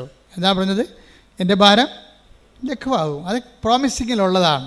വാഗ്ദാനത്തിലുള്ളതാണ്. അതുകൊണ്ട് നിങ്ങളുടെ കുരിശിനെ ഓർത്തോളം വിഷമിക്കൊന്നും വേണ്ട. ഞാനും കുറേ കുരിശ് കണ്ടതും ഇപ്പോൾ എടുക്കുന്നതുമാണ്. അപ്പോൾ ഇതിൻ്റെ ഭാഗമായിട്ട് മുന്നോട്ട് പോകും. അപ്പോൾ അതനുസരിച്ച് നമ്മൾ എംപവർ ചെയ്തുകൊണ്ടിരിക്കും. നമ്മൾ ചിന്തിക്കേണ്ട ഒരു വിഷയം എന്ന് പറയണത് ഇപ്പോൾ തന്നെ ഇതിൻ്റെ എൻകറേജ് ചെയ്യുന്ന ഇതിൻ്റെ പകുതി ഇപ്പോൾ പത്രോസ് തന്നെ ഈശോ എന്താ പറഞ്ഞത്? നീ എൻട്രൻസ് പാസ്സായി, ഐ നോ ഇറ്റ്. പക്ഷേ ഇത് നോട്ട് ബൈ മെറിറ്റിലാണ് വന്നിരിക്കുന്നത്, ബട്ട് ബൈ ഗ്രേസാണ്. കുറച്ച് നിൻ്റെ അറിവാണ്, ബാക്കി ഗ്രേസാണ്. എന്താണ്? എൻ്റെ സ്വർഗസ്ഥനായ പിതാവാണ് നിനക്കിത്. ആ ഗ്രേസാണ് സംഭവം. അപ്പോൾ ഈ ഗ്രേസിൻ്റെ വാട്ടർ മാർക്ക് എല്ലായിടത്തും ഉണ്ടാവും. നീ സത്യസന്ധമാണെന്ന് നിയോഗം ഒന്ന് കണ്ടു കഴിഞ്ഞാൽ ദൈവത്തിന് മാത്രം ചെയ്യാനുള്ള ചില സംഭവങ്ങൾ ദൈവം നിനക്ക് തന്നുകൊണ്ടിരിക്കും. പത്രോസിന് അത്രയും വിവരമില്ല. പത്രോസിന് ഏറെക്കുറെ ഒരു ഐഡിയയേ ഉള്ളൂ ക്രിസ്തുവിനെക്കുറിച്ച്. പക്ഷേ ലോകത്തിലേക്ക് വരായിരുന്ന മിശിഹായാണെന്ന് അവൻ പറഞ്ഞു. അപ്പോൾ ലോകത്തിലേക്ക് വരായിരുന്ന മിശിഹ എന്ന് പറഞ്ഞ സംഭവം പത്രോസിൻ്റെ അല്ല, ശരിക്കും അത് പിതാവിൻ്റെതാണെന്ന് ഈശോ പറഞ്ഞു. അത് ഗ്രേസാണ്, മെറിറ്റല്ല. പ്രാർത്ഥിക്കുക. കർത്താവായ ദൈവമേ, പത്രോസിനെ സഹായിച്ചതുപോലെ നിന്നെ മനസ്സിലാക്കാൻ എനിക്കും വരപ്രസാദം നൽകി എന്നെയും നയിക്കണമേ. സ്തുതിക്കട്ടെ. ഹല്ലേലൂയ.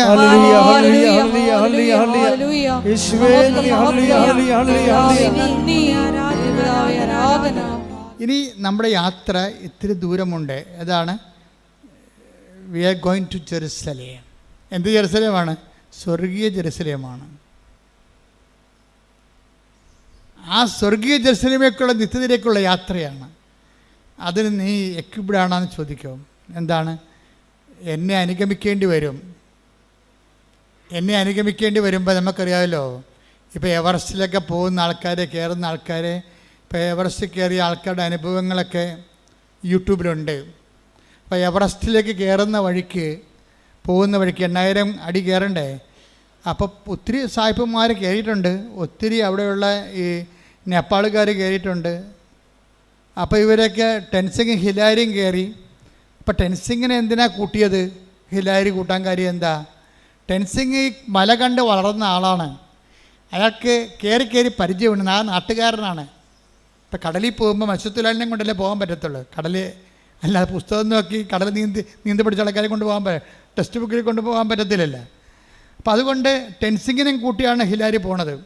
പക്ഷേ ഹിലാരി പോണ വഴിക്കെല്ലാം നേരത്തെ കയറിയ ആൾക്കാർ മരിച്ചു കിടപ്പുണ്ട്. ഇടക്കിടക്ക് അസ്ഥിക്ക് വജ്രാട് കിടപ്പുണ്ട്. ചിലത് അഴുകിയിട്ട് പൊടിയില്ല. എവറസ്റ്റിൻ്റെ കൊടുമുടിയിലേക്കുള്ള യാത്രയിൽ അഴുകാത്ത ശരീരങ്ങൾ ഹിമാലയത്തിൻ്റെ സ്റ്റെപ്പുകളിൽ കിടപ്പുണ്ട്. എന്താ കാര്യം? നല്ല തണുപ്പാ. 0 വന്നിട്ട് -60 വരെ കിടപ്പുണ്ട്. അവിടെയൊക്കെ കിടക്കുന്ന ഡെഡ് ബോഡി അഴുകത്ത് പൊടിയില്ല, അങ്ങനെ കിടക്കുകയാണ്. വർഷങ്ങളെ കിടക്കുന്നവരുണ്ട്. ഈ യാത്രയിൽ മുന്നോട്ട് പോകുമ്പോൾ ഇടക്ക് വെച്ച് ചില സമയത്ത് ഹോൾട്ടാകാൻ സാധ്യതയുണ്ട്, പരിചയമില്ലെങ്കിൽ. അപ്പോൾ സായിപ്പന്മാരാണെങ്കിൽ പോലും ഓക്സിജനൊക്കെ കൊണ്ടല്ലേ, ഒരു ടൈം കഴിഞ്ഞാൽ പിന്നെ ഓക്സിജൻ വേണം. ഒരു 10,000-3000 അടി കഴിഞ്ഞാൽ പിന്നെ ഓക്സിജൻ ഇല്ല അവിടെ, പിന്നെ ഓക്സിജൻ വേണം. അപ്പോൾ വലിയൊരു യാത്രയ്ക്ക്, നിത്യതയ്ക്കുള്ള യാത്രയ്ക്ക് ഇടയ്ക്ക് ഓക്സിജൻ എടുക്കാൻ പറയും. അതിനാണ് ഈ കുരിശെന്ന് പറയുന്നത്. ഓക്സിജനാണ് ശരിക്കും പറഞ്ഞത്. കർത്താവ് വളരെ കാര്യം, കർത്താവിനെ നിത്യതയിൽ എത്തിച്ച് ദൈവത്തിന് പ്രസാദം വാങ്ങിച്ചതിൻ്റെ പിന്നിൽ ഈ പ്രാണവായു എന്ന് പറഞ്ഞ കുരിശുണ്ട്. കുരിശിൻ്റെ ഒരു ക്രിസ്തീയതയുടെ പ്രാണനും പ്രാണവായുമാണ് കുരിശ്. പ്രാർത്ഥിക്കുക. കർത്താവായ ദൈവമേ, കുരിശിനെ നിഷേധത്തിൽ കാണാതെ നിത്യത പ്രാപിക്കാനുള്ള പ്രാണവായുവായി മനസ്സിലാക്കുവാൻ എനിക്ക് അഭിഷേകം നൽകണമേ. ദൈവത്തെങ്കിലേക്കുള്ള യാത്രയിലെ കുരിശിനെ പ്രാണവായുവായും അതുകൊണ്ട് തന്നെ ഒരു പ്രണയ മനോഭാവത്തോടു കൂടി എടുക്കണം. അതുകൊണ്ട് ഈശോ പറയണത്, എന്നെ അനുഗമിക്കാൻ ആഗ്രഹിക്കുന്നവൻ സ്വയം പരിത്യജിക്കണം. പിന്നെ എന്ത് ചെയ്യണം? സ്വയത്തെ നിൻ്റെ സ്വന്തമായി വെച്ചനുഭവിച്ച് സന്തോഷിച്ച് ഈ ഭൂമിയിൽ മരിച്ച് മണ്ണടിഞ്ഞു പോകേണ്ട ആ കണ്ടൻറ്റുകളെ തൽക്കാലം മാറ്റിവെക്കണം. പിന്നെ എന്ത് ചെയ്യണം? സ്വയം പരിത്യജിക്കണം. പിന്നെ കുരിശെടുക്കണം. എൻ്റെ കൂടെ വരണം. അപ്പോൾ ഇതിനകത്ത് ഉടമ്പടിയിലുണ്ടാകുന്ന ലൈറ്റ് വെയിറ്റിംഗ് ആക്കണം. എന്താണ്? പെട്ടെന്ന് എയർ ലിഫ്റ്റിംഗ് ആക്കണത് കുരിശിൻ്റെ കണ്ടൻ്റാണ്. കാര്യം കുരിശിൻ്റെ കണ്ടൻറ്റ് നിത്യതയുടെ കണ്ടൻ്റാണ്. അപ്പോൾ നീ എന്ത് ചെയ്യണം? നീ നിയോഗം വെക്കുമ്പോൾ എന്ത് ചെയ്യണം? ആ നിയോഗം എല്ലാം സ്വയം ആകരുത്. എൻ്റെ വീട്, എൻ്റെ വിവാഹം, എൻ്റെ മക്കൾ, അത് എല്ലാം 6 കാര്യം ഉണ്ടെങ്കിൽ 7 കാര്യം എഴുതി വെക്കും. എന്താണ്? അവിടെ പോയിട്ടുള്ള പശുവിൻ്റെ പ്രസവം വരെ എഴുതി വെക്കും. പിന്നെ എങ്ങനെയാണ് സംഭവം മുകളിലോട്ട് പോകണം? പാല് കുടിച്ച് നിങ്ങൾ ആ കൊച്ചു മരിച്ചോളൂ, നിങ്ങളും മരിക്കും. എല്ലാം 6-7 കാര്യം സ്വന്തം കാര്യം എഴുതി വെക്കും. ഇതിന് ജഡസന്തതിയുടെ പരിപാടിയാണിത്. അതുകൊണ്ടാണ് ഇതൊക്കെ ഒന്ന് പഠിക്കണം. ഇത് പഠിക്കണം. ജഡസന്തതിയെപ്പോലെ ആകരുത്. പഠിച്ചിട്ട് അതിൻ്റെ അകത്ത് മറ്റുള്ളവരെ നീ ഈ നിയോഗം നിൻ്റെ വീട്ടിൽ നിനക്കൊരു വീട് തന്നാൽ, ആ വീട് തന്നാൽ നീ ആദ്യം ആ വീട് തന്നാൽ അതുകൊണ്ട് നിനക്ക് നിൻ്റെ മക്കൾക്കും അല്ലാതെ വേറെ ആർക്കെങ്കിലും പ്രയോജനമുണ്ടോ? ചില ആൾക്കാർ വീട് കൊടുക്കുമ്പോൾ തന്നെ എന്നാ ചെയ്യുമെന്നറിയാവോ? ചില ആൾക്കാർ ഒരു വീട് നിയോഗം വെച്ച് ഉടനെ നിങ്ങൾക്ക് ഒന്നുമില്ല, പാവപ്പെട്ടവരാണെങ്കിൽ ലൈഫ് മിഷൻ്റെ വീട് കിട്ടിയെന്ന് വിചാരിച്ചോ? ആ ലൈഫ് മിഷൻ്റെ വീട് കിട്ടിക്കഴിഞ്ഞാൽ പിന്നെ അതിൻ്റെ അകത്ത് കുരിശുണ്ട്. പിന്നെ ഇവർ കുരിശുണ്ടാക്കും, സ്വന്തമായിട്ട് കുരിശുണ്ടാക്കും. എങ്ങനെ കുരിശുണ്ടാക്കണത്? നിങ്ങൾ ചേട്ടായി ആണല്ലോ, തീർച്ചയായിട്ടും 3 സെൻറ്റ് അവകാശമുണ്ട് 10 സെൻറ്റിൽ. 10 സെൻറ്റ് ഉള്ളതെന്ന് വിചാരിച്ചോ? നിങ്ങൾ എന്നാ ചെയ്യും? അപ്പനോട് സൂത്തത് ഒപ്പിടിച്ചിട്ട് ആ 10 സെൻറ്റ് നടുക്ക് കൊണ്ടുവന്ന് നിങ്ങൾ ലൈഫ് മിഷൻ്റെ വീട് വെക്കും. അനിയൻ ഗൾഫിലാണ്, അവൻ പാവപ്പെട്ട ഇവിടെ ഇല്ലല്ലോ. അപ്പം സ്മോൾ അടിക്കുന്ന വേണമെങ്കിൽ അപ്പൻ 2 ലോൺ കിട്ടിയ സന്തോഷത്തിൽ അപ്പൻ 2 വീശിച്ചിട്ട് അപ്പനെ കൊണ്ട് ഒപ്പിടിച്ച് സാധനം സംഭവിക്കും. എന്താണ് സംഭവം? അതോടുകൂടി പിന്നെ അനിയൻ നാട് കടത്തും. സ്വന്തം ചേട്ടൻ തന്നെ അനിയനെ പെറ്റ മണ്ണിൽ നിന്ന് മാതാപിതാക്കളിൽ നിന്നും അവരെ നാട് കടത്തും. ഇത് ദൈവത്തിനറിയാം, നിൻ്റെ മനോഭാവം ദൈവത്തിന് അറിയാം. നീ പുതിയ കുരിശുണ്ടാക്കും. അതാണ് സംഭവം. സ്വയം എന്ന് പറഞ്ഞ സംഭവം അതാണ്. ആ ലൈഫ് മിഷൻ വീട്ടിലെ സ്വയം എന്തെന്ന് പറഞ്ഞാൽ എന്താണ്? സ്വയം എന്താണ്? അത് നിൻ്റെ ചേട്ടന്, നിൻ്റെ അനുജന്, അവിടെ കൂടപ്പറപ്പിനെ അവിടെ കടത്തിപ്പറപ്പിക്കാത്ത രീതിയിൽ, വേറെ ഒരു വീട് അവിടെ വെക്കാൻ പറ്റാത്ത രീതിയിൽ നീ അവിടെ താമസിപ്പിക്കും. എന്നിട്ട് എന്ത് ചെയ്യും? പെങ്ങന്മാരെ നീ അധികം കൈകാര്യം ചെയ്യും. കെട്ടിച്ചു പോയ പെങ്ങന്മാർ വീട്ടിൽ വരുമല്ല അമ്മയെ കാണാൻ. അയ്യോ, നീ മോന്തം കയറ്റി അവിടെ വരും. നീ നല്ല കാര്യം, നിൻ്റെ വീടല്ലേ, നിൻ്റെ വീട് നീ അപ്പനെടുക്കുന്ന എഴുതി വാങ്ങിച്ച വീടല്ലേ. പിന്നെ അന്നും അപ്പൻ ഒപ്പിട്ട് തന്നാൽ പിന്നെ നിൻ്റെ പരിപാടി എന്താണ്? നിൻ്റെ പ്രാർത്ഥന എന്താണ്? അപ്പൻ എത്രയും വേഗം ചാകണമെന്നാണ് പ്രാർത്ഥന. എന്താ കാര്യം? അപ്പൻ ഒപ്പിട്ട് തന്നില്ലേ, അനിയൻ വരുമ്പോൾ അപ്പൻ്റെ കടുത്തേക്ക് കയറുമല്ല, അപ്പൻ ചാകണം. എങ്ങനെയുണ്ട് പരിപാടി? അപ്പം നീ ആ വീടും ആ സ്ഥലവും അടിച്ചു മാറ്റുകയും പെങ്ങന്മാരെ അനുജനം പുറത്താക്കുകയും ചെയ്യും. നിൻ്റെ നിയോഗത്തിൽ ഓടരുത് അമ്മാവ, ആളറിയാവുന്ന ആദ്യമേ തന്നെ ഇത് സ്കാൻ ചെയ്യുമ്പോൾ തന്നെ പറയും ഇതിന് വിസ കിട്ടത്തില്ലെന്ന് പറയും. എന്താ കാര്യം? നിൻ്റെ മനസ്സിരിപ്പ് എന്താണെന്ന് ദൈവത്തിന് അറിയാം. അപ്പം നിയോഗങ്ങളുള്ള സ്വയം, അതാണ് ഈശോ പറയണത്. എന്നെ അനുഗമിക്കാൻ ആഗ്രഹിക്കുന്നെങ്കിൽ സ്വയം പരിത്യജിക്കണം. പ്രാർത്ഥിക്കുക. കർത്താവായ ദൈവമേ, മറ്റുള്ളവർക്ക് കുരിശ് കൊടുത്തുകൊണ്ട് എൻ്റെ സ്വയത്തെ പരിത്യജിക്കാനുള്ള പ്രത്യേക പ്രവണതകളെ എന്നിൽ നിന്ന് നിന്റെ വിശുദ്ധ രക്തത്താൽ നീ കഴുകി മാറ്റണമേ.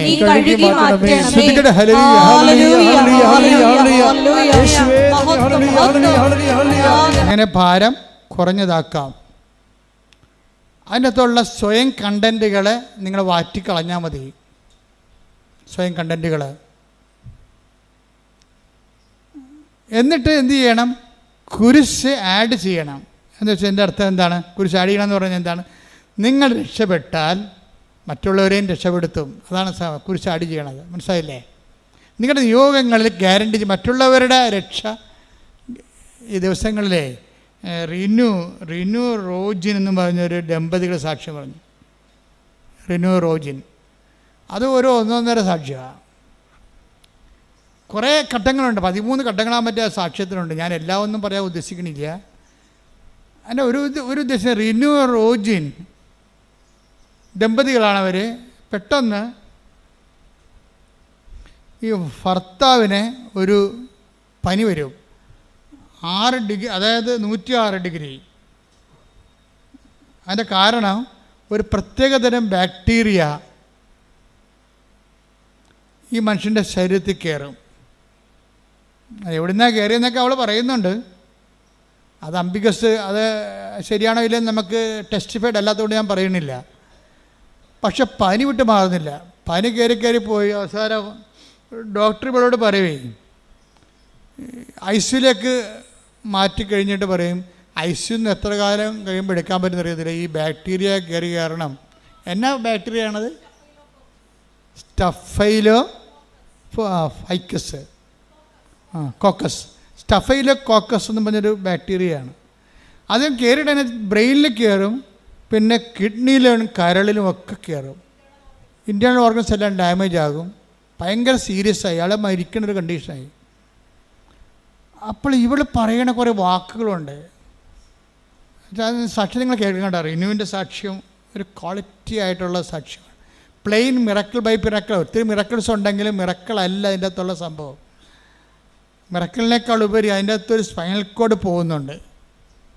ദൈവാനുഭവത്തിൻ്റെയും ദൈവത്തിൻ്റെ കണ്ടെത്തലിൻ്റെയും ഒരു സ്പൈനൽ കോഡ് പോകുന്നുണ്ട്.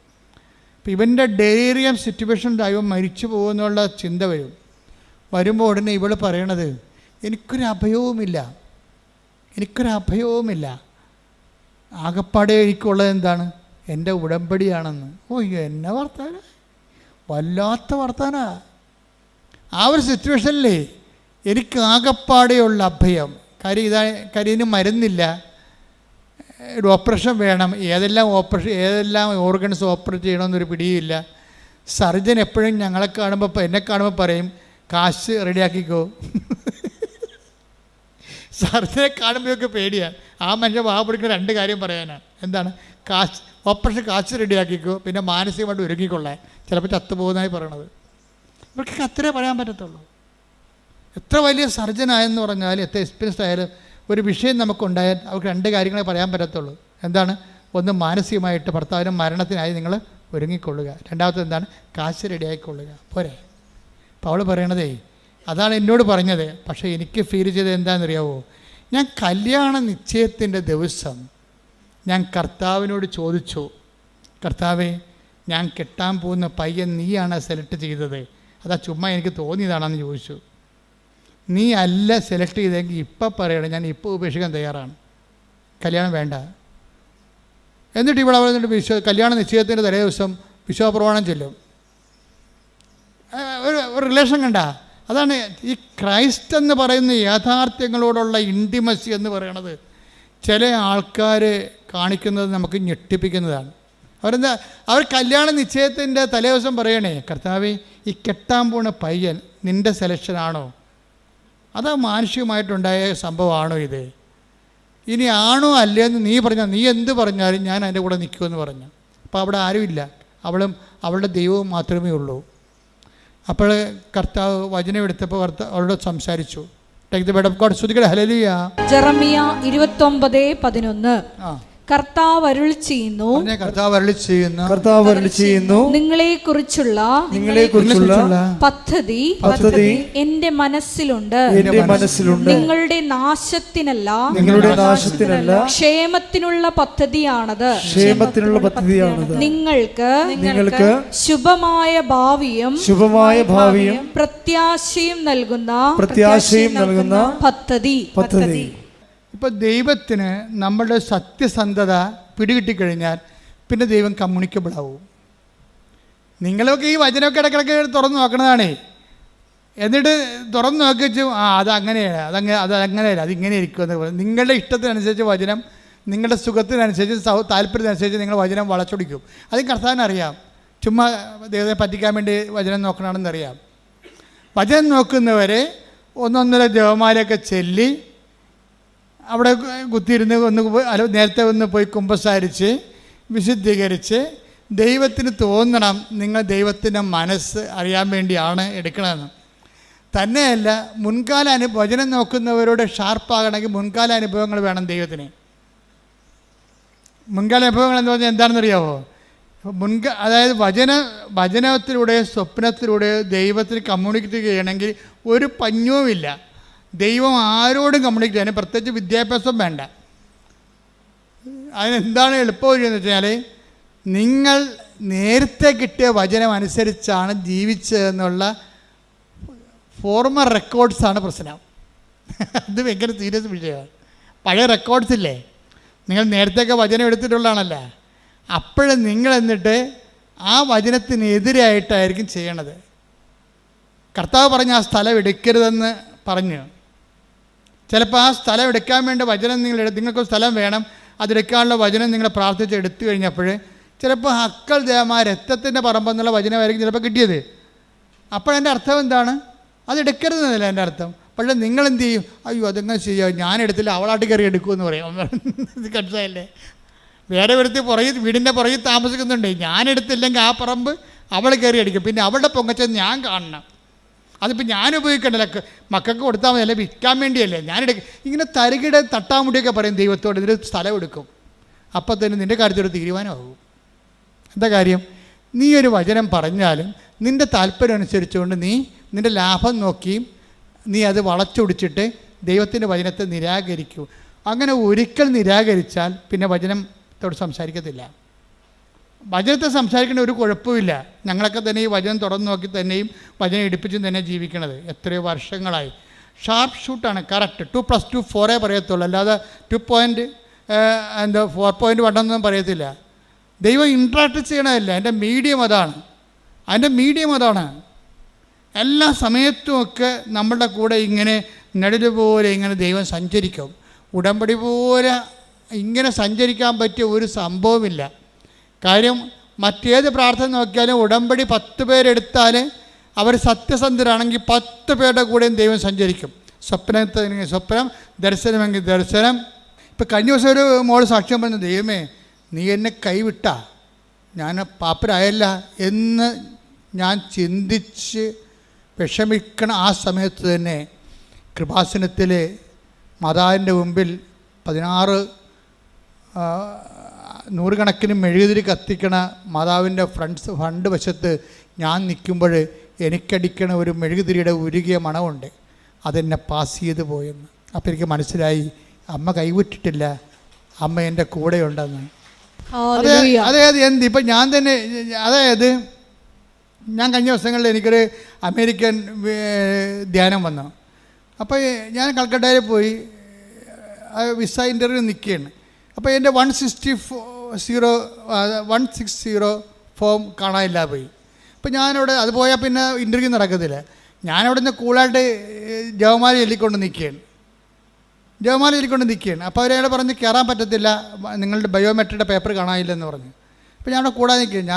ഞാൻ കൂടെ നിൽക്കുകയാണ്. സാർ എൻ്റെ ഉണ്ടായിരുന്നതാണ്, 25 കിലോമീറ്റർ അകലെയാണ് എൻ്റെ ഹോട്ടൽ, വേണമെങ്കിൽ ഇപ്പോൾ എടുത്തുകൊണ്ട് വരാം, പക്ഷേ ഇവിടെ എൻ്റെ രേഖകൾ കാണുമല്ലോ, സാർ ഒന്ന് സഹായിക്കണമെന്നൊക്കെ പറഞ്ഞുകൊണ്ട് ഞാൻ നിൽക്കണം. അങ്ങനെ നിൽക്കുമ്പോൾ ഞാനോടത്ത് ഈശോ ഇതിൻ്റെ അകത്ത് വല്ല കേസും ഉണ്ടോ എന്ന് ചോദിച്ചു. കേസ് അപ്പോൾ എന്നിട്ട് അവസാനം ഈ മനുഷ്യന് ഒരു അറിവ് തോന്നിയിട്ട് അവിടെ ഇൻ്റർവ്യൂവിൻ്റെ ഇടയ്ക്കൂടി എന്നെ കയറ്റിക്കൊണ്ടുപോയി അവിടെ ഇൻ്റർവ്യൂ നടക്കി. ഞാൻ ചെല്ലുമ്പോൾ പല കൗണ്ടേഴ്സാണ്. കൗണ്ട് ചെയ്യുമ്പോൾ ഈ അമ്മ എന്നോട് പറഞ്ഞ് നീ കൗണ്ടറിൻ്റെ എണ്ണം നോക്കാൻ പറഞ്ഞു. അപ്പോൾ ഞങ്ങൾക്ക് എണ്ണം നോക്കിയപ്പോൾ നമ്പർ 6 ആണ്. അപ്പം ഇറ്റ്സ് ഓക്കെ, ഇനി പോയാലും പോയില്ലെങ്കിലും കുഴപ്പമില്ല, എന്താ കാര്യം അമ്മ കൂടെ ഉണ്ടല്ലോ, അത് മതി. നമ്പർ 6 ആരുടെ നമ്പരാ? അമ്മയുടെ നമ്പരാ. അത് നിങ്ങളെപ്പോഴും സൂക്ഷ്മതയുള്ളവരായിരിക്കണം. എല്ലാ സമയത്തും ഈ പ്രസൻസ് എന്ന് പറഞ്ഞ ഉടമ്പടിയുടെ ഒരു ഇട്ടിവെട്ട് സംഭവമാണ്. അത് ഈ ഉടമ്പടി എന്ന് പറയുമ്പോൾ മറ്റേതെന്ത് ഇത് ഗ്യാരണ്ടീഡ് അല്ലേ?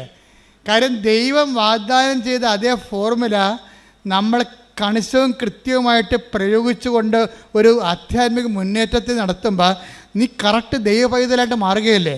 അപ്പോൾ ആ ദൈവപൈതലായിട്ട് മാറണ സമയത്ത് സ്വാഭാവികമായിട്ട് ദൈവത്തിൻ്റെ സാന്നിധ്യം ഉറപ്പാണ്. അതുകൊണ്ട് നിൻ്റെ സ്വപ്നങ്ങൾ നീ ശ്രദ്ധിക്കണം. ഞാൻ ഇടയ്ക്കൊക്കെ ആൾക്കാരോട് പറയുവേ, ഈ ദൈവം വരുന്ന ദേശീയപാതയാണ്. ഉടമ്പടി കഴിഞ്ഞാൽ പിന്നെ നമ്മുടെ ദൈവവും നമ്മളുള്ള ബന്ധം പഞ്ചായത്ത് റോഡിൽ നിന്ന് സ്റ്റേറ്റ് ഹൈവേ നിന്ന് മാറിയിട്ട് ദേശീയപാതയായിട്ട് മാറും. അല്ലെങ്കിൽ നമ്മൾ മാറ്റണം അതിനെ. ഇപ്പം ദേശീയപാത എന്താ സംഭവിക്കണത്? ദേശീയപാത ഡൽഹിയിൽ നിന്ന് കന്യാകുമാരിയിലോട്ട് പോകണ ഒരു ദീർഘദൂര പാതയാണ്. അവരെന്ത് ചെയ്യും? ആ ദീർഘദൂരമുള്ള ആൾക്കാർക്ക് വേണ്ടി സേഫാകാൻ ഇടയ്ക്ക് പട്ടി ചാടി വീഴുക, കഴുത പശു വന്ന് കയറുക. വടക്കേട്ടിലൊക്കെ ചെല്ലുമ്പോൾ പശുവാണ് നേരെ റോഡിൽ കൂടെ നടക്കണം മുഴുവനും. ഞാൻ തന്നെ അത്ഭുതപ്പെട്ടു പോയി. ഓട്ടോറിക്ഷയും ആൾക്കാരും സൈക്കിൾ റിക്ഷയും ഇതിൻ്റെയൊക്കെ കാറും പശുവും എല്ലാം കൂടി നടക്കണുണ്ട്. കഴിഞ്ഞ ദിവസങ്ങളൊക്കെ ഉത്തർപ്രദേശിലും ബീഹാറിലൊക്കെ ഞാൻ പോയി. അപ്പോൾ അവിടെ എല്ലാം ഇത് തന്നെ അവസ്ഥ. അപ്പോൾ അവിടെ അതായത് ഇതുപോലെയുള്ള അവസ്ഥകൾ മാറ്റിയിട്ട് ഇത് എല്ലാവരും കയറി നിരങ്ങണ ഒരു റോഡല്ല ദൂരയാത്രയ്ക്ക് ഉപയോഗിക്കണത്. അത് 2 സ്ഥലത്തും മതിൽ കെട്ടിയിട്ട് ദൂരയാത്രക്കാരെ മാത്രം സേഫ് ചെയ്യാൻ, ലോക്കലായിട്ടുള്ള ചെറിയ ദൂരത്തിൽ പോണവർക്കെല്ലാം സർവീസ് റോഡ് കൊടുത്തിരിക്കുകയാണ് ഗവൺമെൻറ്.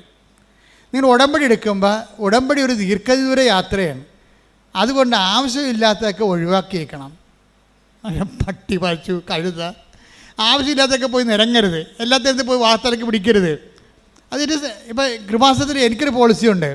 കാര്യം ഞാൻ ഇമ്പോർട്ടൻസ് കൊടുക്കണമെന്നുണ്ടെങ്കിൽ ഇവിടുത്തെ സാക്ഷ്യം കുറഞ്ഞാൽ മാത്രമേ ഞാൻ ഇമ്പോർട്ടൻസ് കൊടുക്കത്തുള്ളൂ. അല്ലെങ്കിൽ ഉടമ്പടിയിലുള്ള അനുഭവങ്ങൾ കുറയുന്നുണ്ടെങ്കിൽ മാത്രമേ ഞാൻ ഇമ്പോർട്ടൻസ് കൊടുത്തുള്ളൂ. ബാക്കിയുള്ള കാര്യങ്ങൾക്ക് ഒരു കറക്ഷൻ കൊടുക്കും, അത്രേ ഉള്ളൂ. ആ ചാപ്റ്റർ അടിച്ച് ക്ലോസ് ചെയ്യും.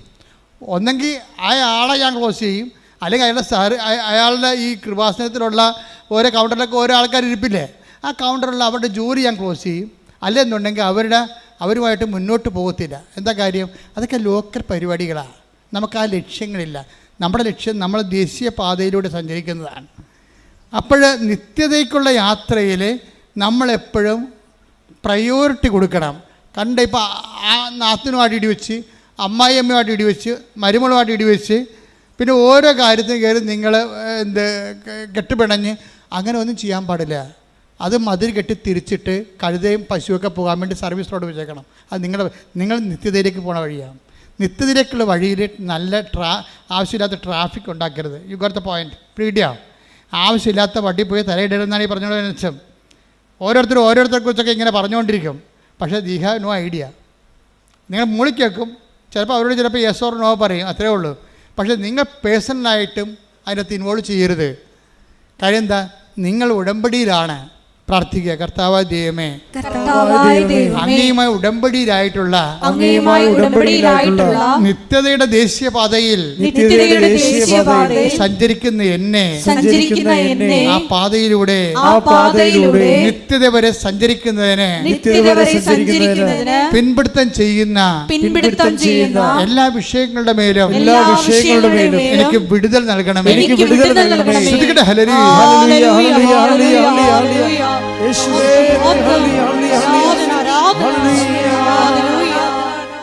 റീനോട് സർജൻ എന്താ പറയണത്?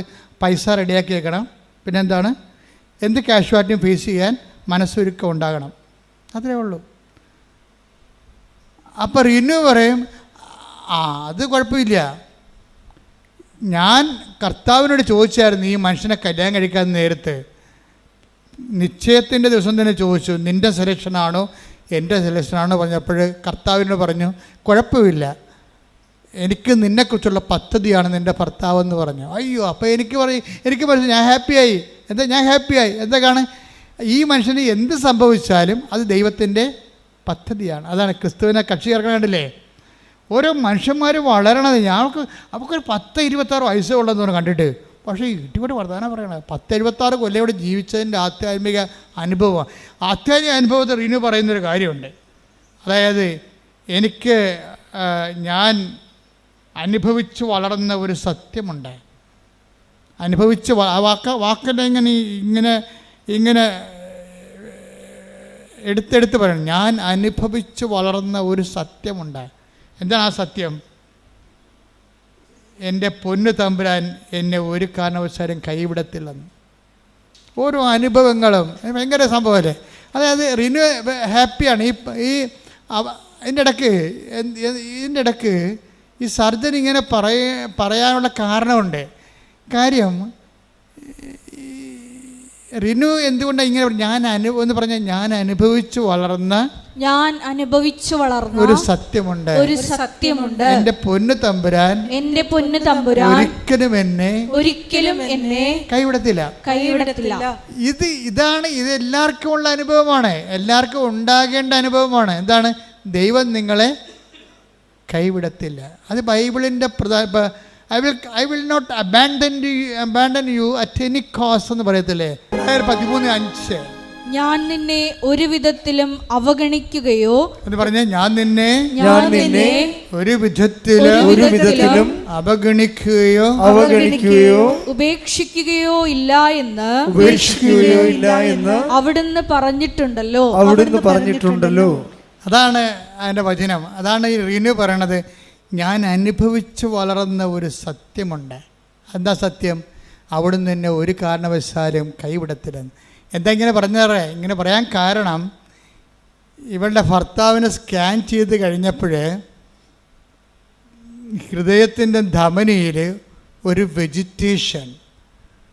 അപ്പോൾ ഡോക്ടർ പറഞ്ഞ് ഇത് ബ്ലഡ് ബ്ലോക്ക് ചെയ്യും, ഹൃദയം ഓപ്പറേറ്റ് ചെയ്യേണ്ടി വരുമെന്ന് പറഞ്ഞ്. അപ്പോൾ 1 by 1 ആയിട്ട് ഈ മനുഷ്യനെ ഇപ്പോൾ കൊണ്ടുപോയ രോഗമല്ല ഇപ്പോൾ ഉള്ളത്. ഇപ്പോൾ ഉള്ളത് ഹൃദയത്തിൻ്റെ വാൽവിൻ്റെ ഉള്ളിലൊരു വെജിറ്റേഷൻ, പൂപ്പൽ ഇങ്ങനെ കൾച്ചർ ചെയ്ത് വരിക, അത് വളർന്ന് വരികയും അത് വളർന്നു വരുന്നതനുസരിച്ച് ബ്ലോക്ക് ചെയ്തുകൊണ്ടിരിക്കും.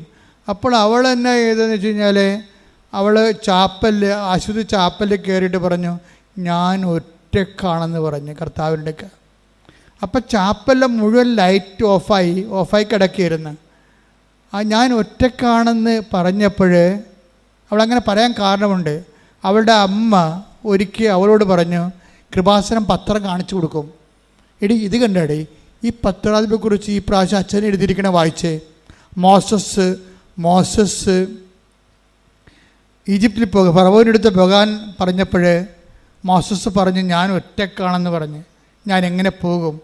അപ്പോൾ പറഞ്ഞു, ഞാൻ നിൻ്റെ കൂടെ വരുമെന്ന്. അപ്പോൾ എന്നിട്ട് ഞാനത് വ്യാഖ്യാനിച്ച് പറഞ്ഞു, നമ്മൾ ഒറ്റക്കാണെങ്കിൽ ഉറപ്പായിട്ടും കർത്താവ് കൂടെ ഉണ്ടാകുമെന്ന്.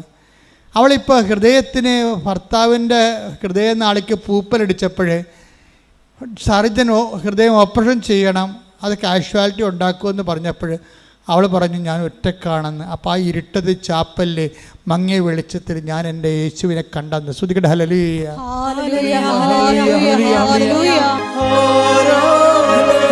ഓപ്പറേഷന് വേണ്ടി സർജൻ നിർബന്ധിക്കുമ്പോൾ ഇത് എന്ത് കാഴ്ചയാണ് സംഭവിക്കുമെന്ന് ഓർത്തുകൊണ്ട് ഭർത്താവ് തന്നെ അവൾ പറയും, ഞാൻ ഇനി അമ്മയുടെ അടുത്ത് നിന്ന് പോയിട്ട് വരാമെന്ന് പറയും.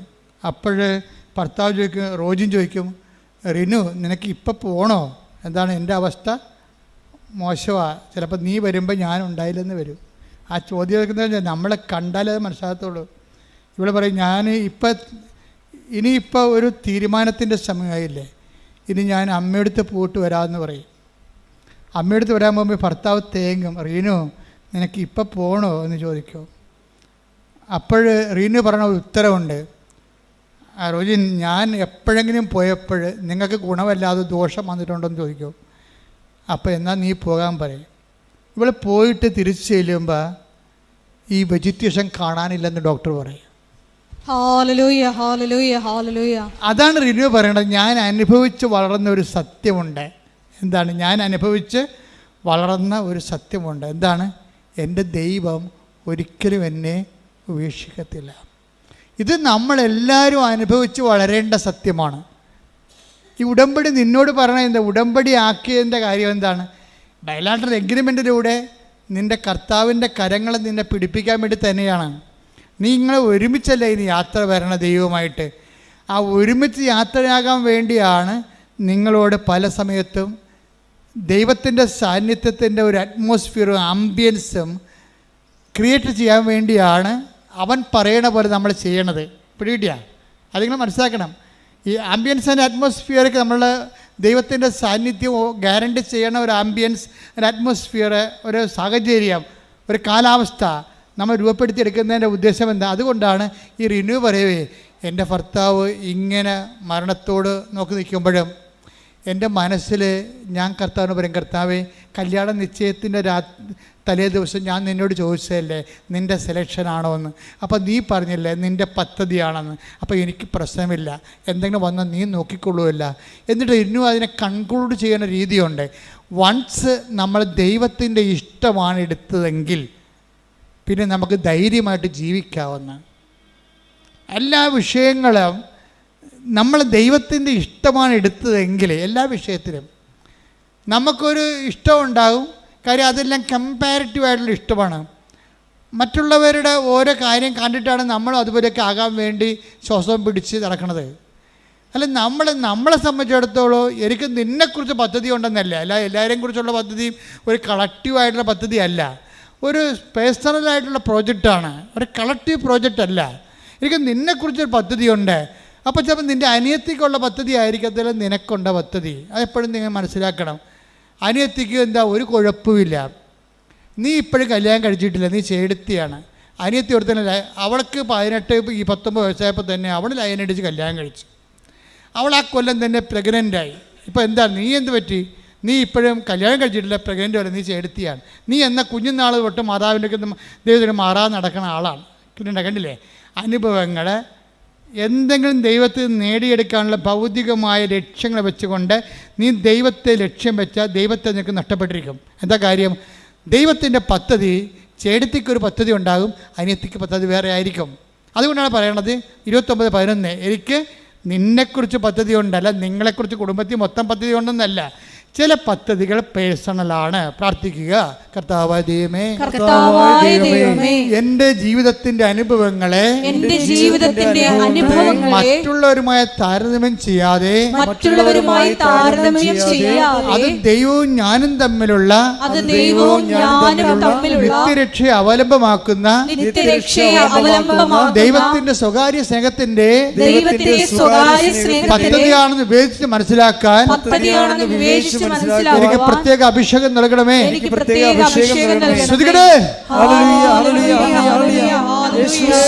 നമ്മളൊരു ഇതുപോലുള്ളൊരു ജംഗ്ഷനിൽ വന്നു കഴിഞ്ഞാൽ നമ്മൾ അഭിമുഖീകരിക്കേണ്ടി വരേണ്ട ഒരു യാഥാർത്ഥ്യം എന്ന് പറയണത്, നമ്മുടെ അപേക്ഷയും ആവശ്യവും ചില സമയത്ത് രണ്ടായിരിക്കും.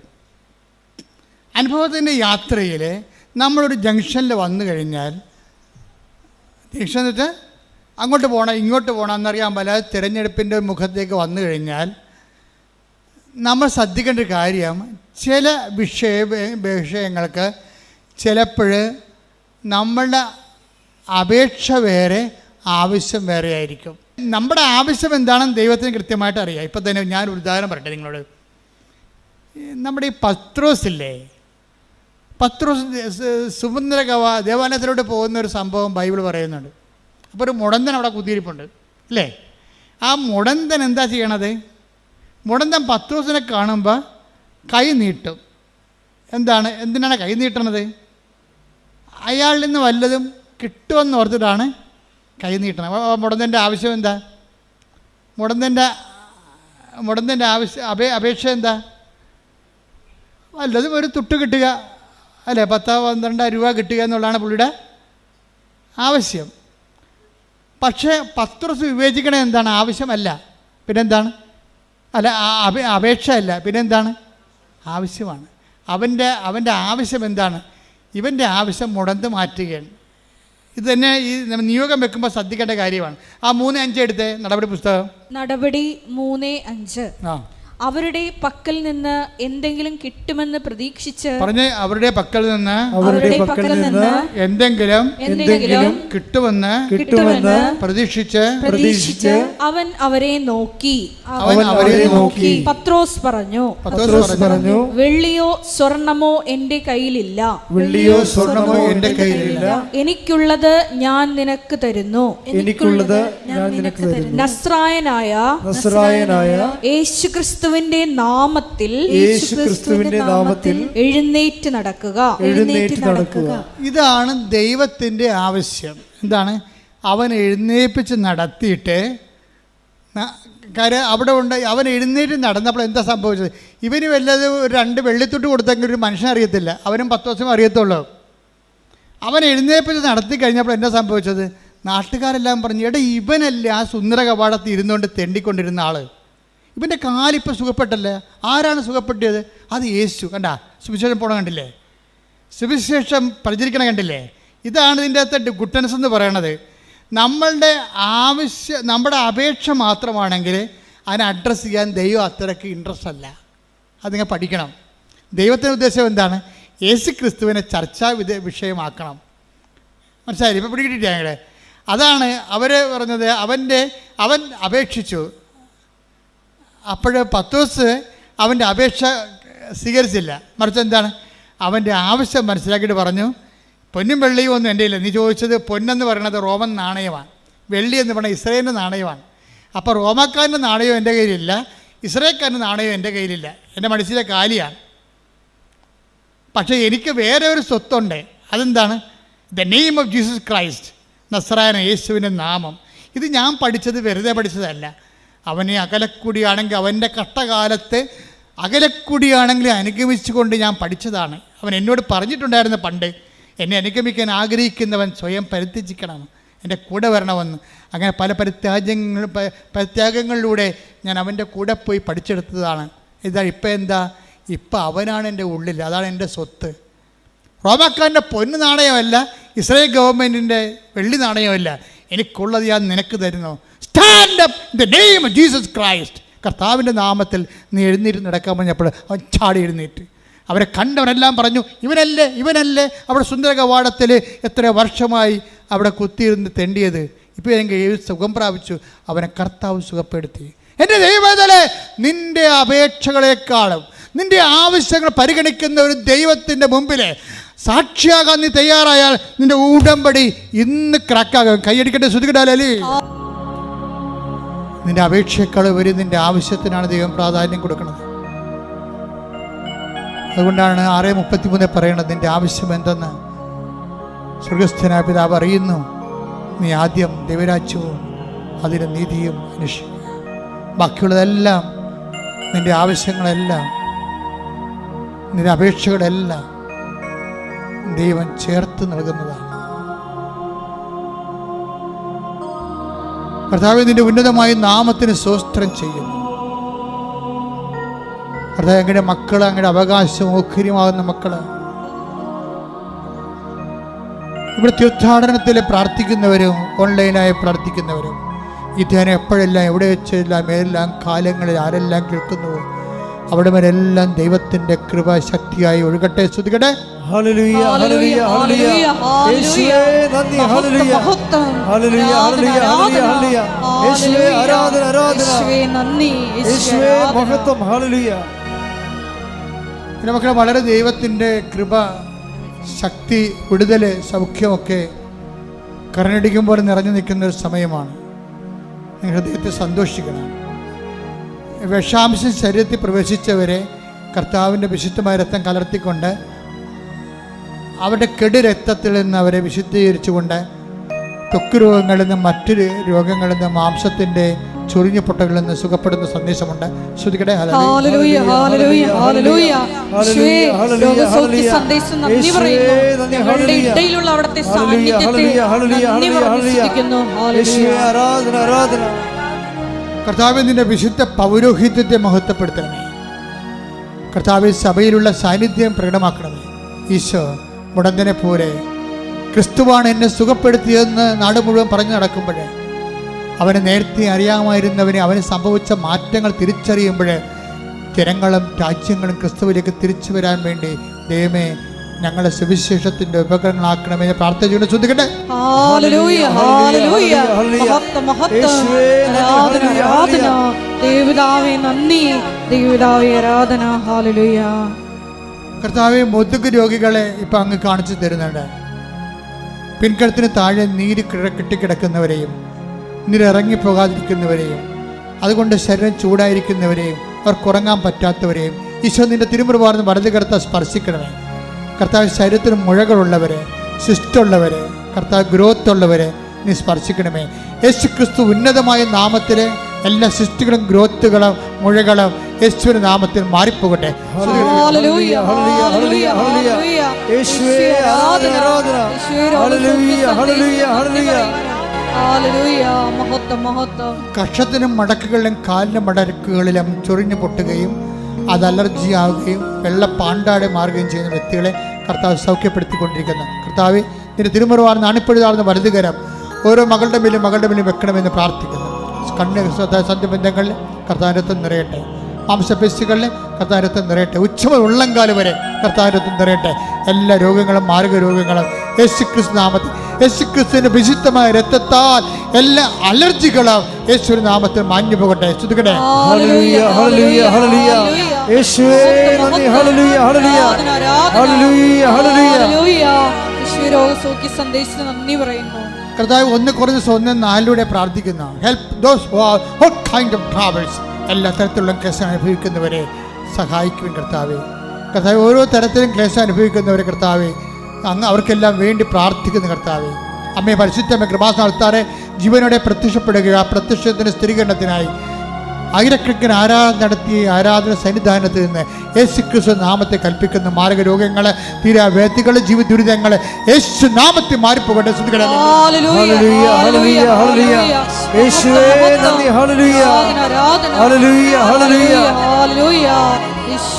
കർത്താവേ, ജോലിയില്ലാത്തവര്, വീടില്ലാത്തവര്, വിവാഹം ഒത്തുവരാത്തവര്, വഴിയില്ലാത്തവര്, ഇൻ്റർവ്യൂവിന് തോറ്റവർ, പരീക്ഷയിൽ തോറ്റവർ, ഇൻ്റർവ്യൂ പ്രതീക്ഷിക്കുന്നവർ, അല്ല റിസൾട്ട് പ്രതീക്ഷിക്കുന്നവർ, കർത്താവെ ജോലി പ്രതീക്ഷിക്കുന്നവർ, നാട്ടിലേക്ക് തിരിച്ചു പോരാൻ ആഗ്രഹിച്ചിട്ട് വരാൻ പറ്റാതെ കുടുങ്ങിപ്പോയവർ, വിദേശത്ത് ജയിലിലായവർ, നാട്ടിൽ ജയിലിലായവർ, എല്ലാം വ്യത്യസ്തമായ കേസിൽ അകപ്പെട്ടിരിക്കുന്നവർ, വിവാഹം മോചനത്തിനുമുള്ള കേസ് കൊടുത്തിരിക്കുന്നവർ, ഒന്നിച്ച് താമസം വീണ്ടും ആഗ്രഹിക്കുന്നവർ, അവിടെ എല്ലാം കർത്താവിൻ്റെ കരുണം, മാതാവിൻ്റെ പ്രത്യക്ഷീകരണത്തിൻ്റെ സ്ഥിരീകരണത്തിൻ്റെ സാക്ഷികളാകാൻ ദൈവത്തിൻ്റെ ശക്തി ഒഴുകട്ടെ. സ്തുതിയുടെ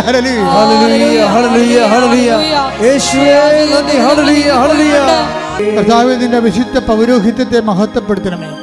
38 വർഷം ഞാൻ അർപ്പിച്ച കൃപാന്റെ യോഗ്യതയാൽ, കൃപാസാൽത്താരെ ജീവനോടെ പ്രത്യക്ഷപ്പെട്ട പരിശുദ്ധ അമ്മയുടെ മാധ്യസ്ഥത്താൽ മക്കളില്ലാത്തവർ നീ ആശീർവദിക്കണമേ, വിവാഹം ഒത്തുവരാത്തവർ നീ ആശീർവദിക്കണമേ, ഭവനങ്ങളില്ലാത്തവർ നീ ആശീർവദിക്കണമേ, കേസ് അകപ്പെട്ടിരിക്കുന്നവർ നീ ആശീർവദിക്കണമേ, പലതരത്തിലുള്ള ചീത്ത സ്വഭാവങ്ങളിൽ തെറ്റായ ബന്ധങ്ങൾ അകപ്പെട്ടിരിക്കുന്നവരെ നീ ആശീർവദിക്കണമേ. ജപ്തിയും അതുപോലെ തന്നെ സ്ഥലം വിൽക്കാനുള്ളവർ, അതുപോലെ തന്നെ ആധ്യാത്മികമായ തകർച്ച വന്നവർ, ആധ്യാത്മികമായ പാപകരമായ ജീവിത അവസ്ഥകളിൽ കുടുങ്ങിപ്പോയവർ, എല്ലാ മാരക പാപങ്ങളും ജീവിത സാഹചര്യങ്ങളും യേശു ക്രിസ്തുവിന്റെ നാമത്തിൽ ഡെലിവർ ആകട്ടെ. സ്തുതിയുടെ ഹല്ലേലൂയ. മാതാവ് ജീവനോടെ പ്രത്യക്ഷപ്പെട്ടിട്ട് ദുരന്തമുണ്ടാകുമ്പോൾ പ്രാർത്ഥിക്കണമെന്ന് ആവശ്യപ്പെട്ടുകൊണ്ട് ആ പ്രാർത്ഥനയുടെ ബലമായി, പ്രാർത്ഥനയുടെ ഭാഗമായി ഉടമ്പടി നൽകിയിട്ടുണ്ടെങ്കിൽ നമ്മളെ കരയാതിരിക്കാൻ വേണ്ടി തന്നെയാണ്.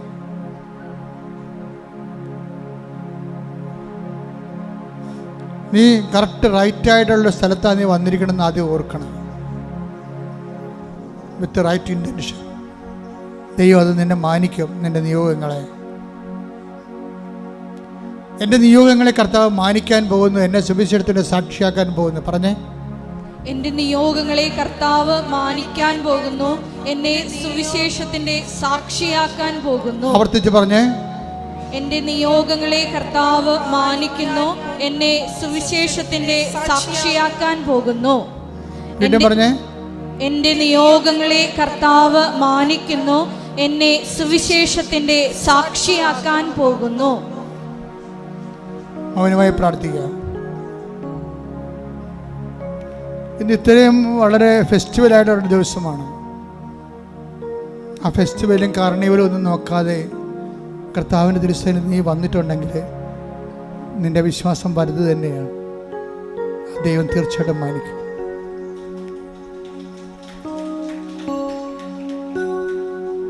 കർത്താവിനെ തന്നെ നോക്കുക.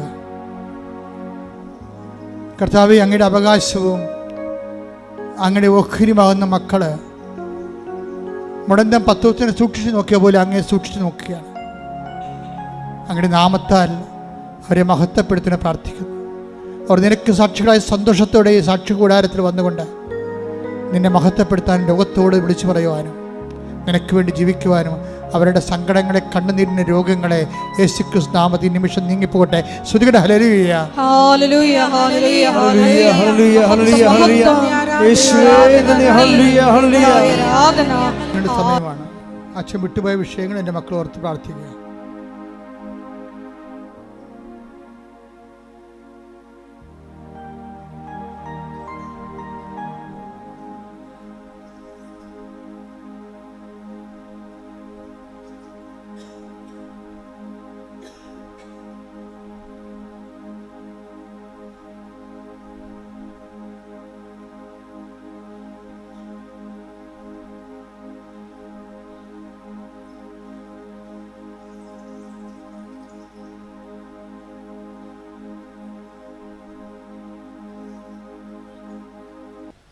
സമാപന ആശീർവാദമാണ്.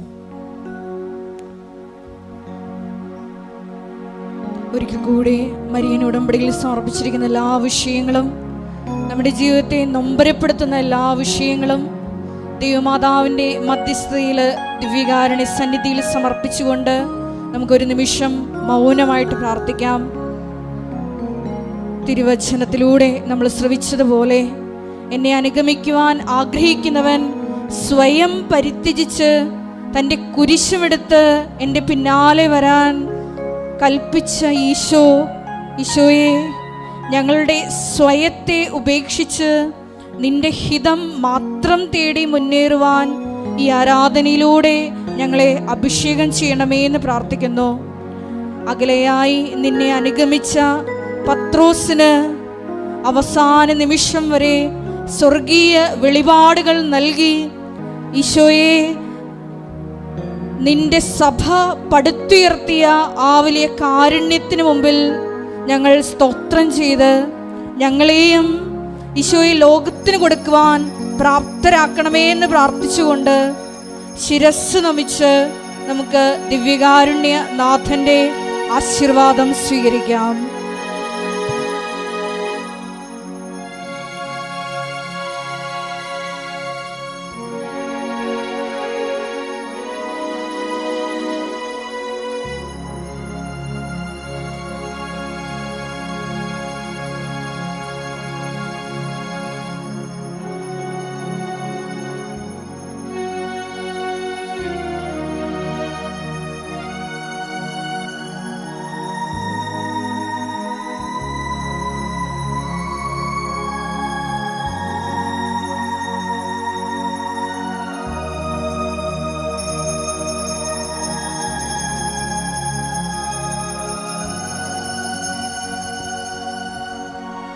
പരിശുദ്ധ പരമമാ ദിവ്യകാരുണ്യമേ, എന്നുമെന്നും അങ്ങേക്ക് ആരാധന. പരിശുദ്ധ പരമമാ ദിവ്യകാരുണ്യമേ,